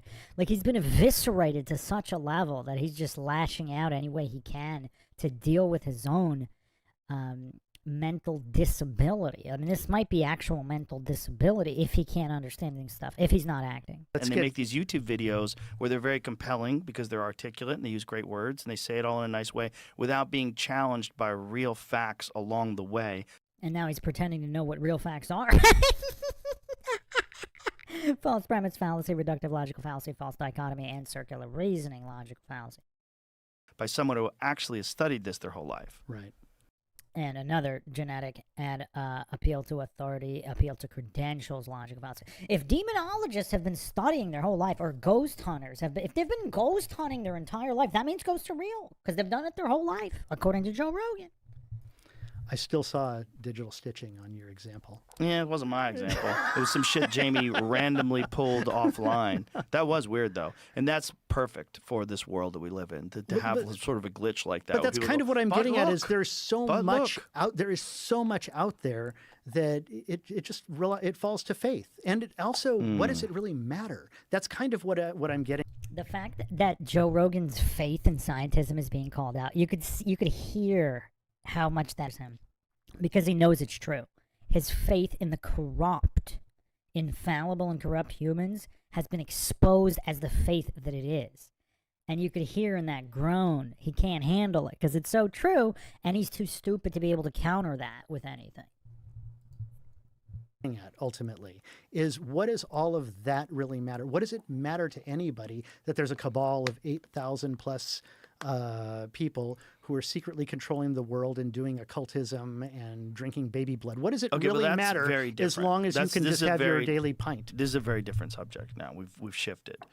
You've moved away from the concept of the Earth being flat, and again, it goes into that hands under arms posture and the hunch and the triggering. It's a giant lie that's promoted by a huge group of people that aren't even connected in any way, shape, or form to evil people that are involved in cult-like rituals, which has, by because they would never deceive people about the shape of the Earth, right, Joe Rogan? the way, always existed. And this is why it's very difficult for people to imagine. Just like the flat Earth cosmology has always existed. Yet they're so different. Today, that some of the things that you're hearing from the Epstein files. So that's actually a false premise fallacy, because he's pretending it's a non-congruent argument logical fallacy, because he doesn't understand any of the fallacies or basic English, really. So, like, he's so deficient. He's pretending they're not related when they're directly related concepts, even if they're both untrue or one is true and the other is not true. It's like the potential that they were eating children or killing children, or that they use that sulfuric acid to boil bodies. We don't want to believe in evil that is that deep. But in my opinion, if you can find out that Radar says, maybe Joe is like this because he actually knows what's true and he's frustrated because he doesn't want to defend the globe, but he has to. Maybe. I don't see that good acting here, because with all the Freudian slips, the micro expressions, the body language, I don't know. I don't think he's that good. Evil is real, right? Evil most certainly is real. There's evil acts that we have documented all throughout the world. There's evil that the cartel does. I just watched a video where the cartel chopped this guy's head off and put it on a drone and flew it over to where the... So that's the kind of stuff he wants to watch. Interesting. But he won't read Epstein documents. So he won't read words in a document, but he'll watch videos like that. Other cartel was they to probably show thought that them. was funny. They probably thought it was funny. Having a good time. That's clearly evil. Yeah. There's plenty of Do you evil. believe in demons?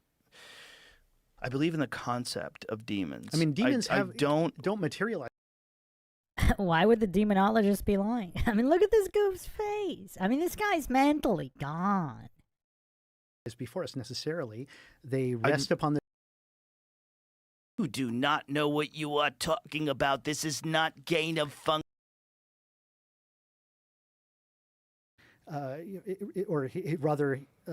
Peter Proud remembers his... What was that? It does the exact same thing, but it does it like if... I know, that's the crazy thing, is that it was so easy for me to get that going and so difficult for me to get a...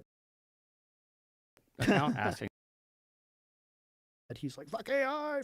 But all it is visual effects. Mm-hmm. And I have experience like with that Beowulf movie doing it. And what used to be $1 million a minute is now $5,000 a minute. And so to do it really, really well, like it looks kind of amazing, actually. And so I think for independent cinema and for the future of film and television production, these are super exciting times. All right, Roger, we just burned through 3 hours plus. Really? Oh, my God. Yeah, it's already 4 o'clock. I figured this out just so I can share it with you. All right, so what I pulled up is... Look how desperate they are to go back to Flat Earth to discredit it. I mean, look at the sheer desperation of Jamie. This is NASA, right? This is proper, let me just explain proper real quick. NASA. Let him So talk. this is a FAR TV. They're pulling in multiple feeds. There's 3 different boxes at the bottom. As you can see, this one here in the middle says offline. So as I showed you also, I pulled up the NASA feed, which is this. It says it's offline. When that is offline, this channel adds a 3D model showing where the satellite currently is so that you can still follow along.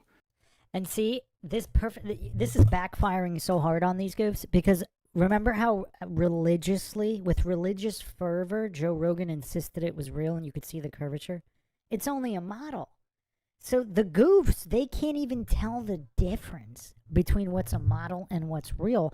Now, I don't know if they're smart enough to realize they just proved Avery's point, but let's see what happens. 30 minutes ago, it wasn't offline and it was showing a different feed. And I wish I could have showed it to you then, but I didn't interrupt. So Got it. there is a Flat Earth YouTube or Reddit account asking this exact thing. What is that?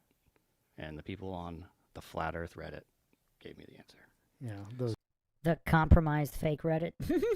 So the crazies. The crazies have come out to. Mm-hmm. Okay. there you go. So that was what that was. So is Jamie trusting Reddit now? Well, I'm glad we put that to. So it just says the video description switch to a simulation with the ISS above the Earth when the connection is. And Joe Rogan was too stupid to know that that was a simulation. So he thought it was real. Like he thinks everything is real. Lost, aka offline. Yeah, I was going to point that out because you can see the Okay. stars in there, and you can't normally see the stars while you can see Earth. I'm Got glad it. we can be comforted by at least one thing that is secure and stable in our understanding of comforted. reality. Roger, that was very fun, though. Thank you very much. Let's do this Really again. a pleasure. Yeah, I think he really wants to do that again. Did you see the look? It was a good time. Really super pleasure. Thank you, brother. Appreciate He's so glad that's over. The goofery, that is. Joe Rogan. Final thoughts here. This was a long one. This was almost 3 hours. Chillster Deluxe says pure triggered to the max.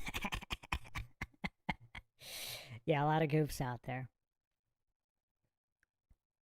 So yeah, very, very telling here. The goof Joe Rogan. Nothing but faith and fallacy. Hope everybody enjoyed another edition of Mindshock Live Q&A in the realm of flat earth discussion. Catch you guys next time.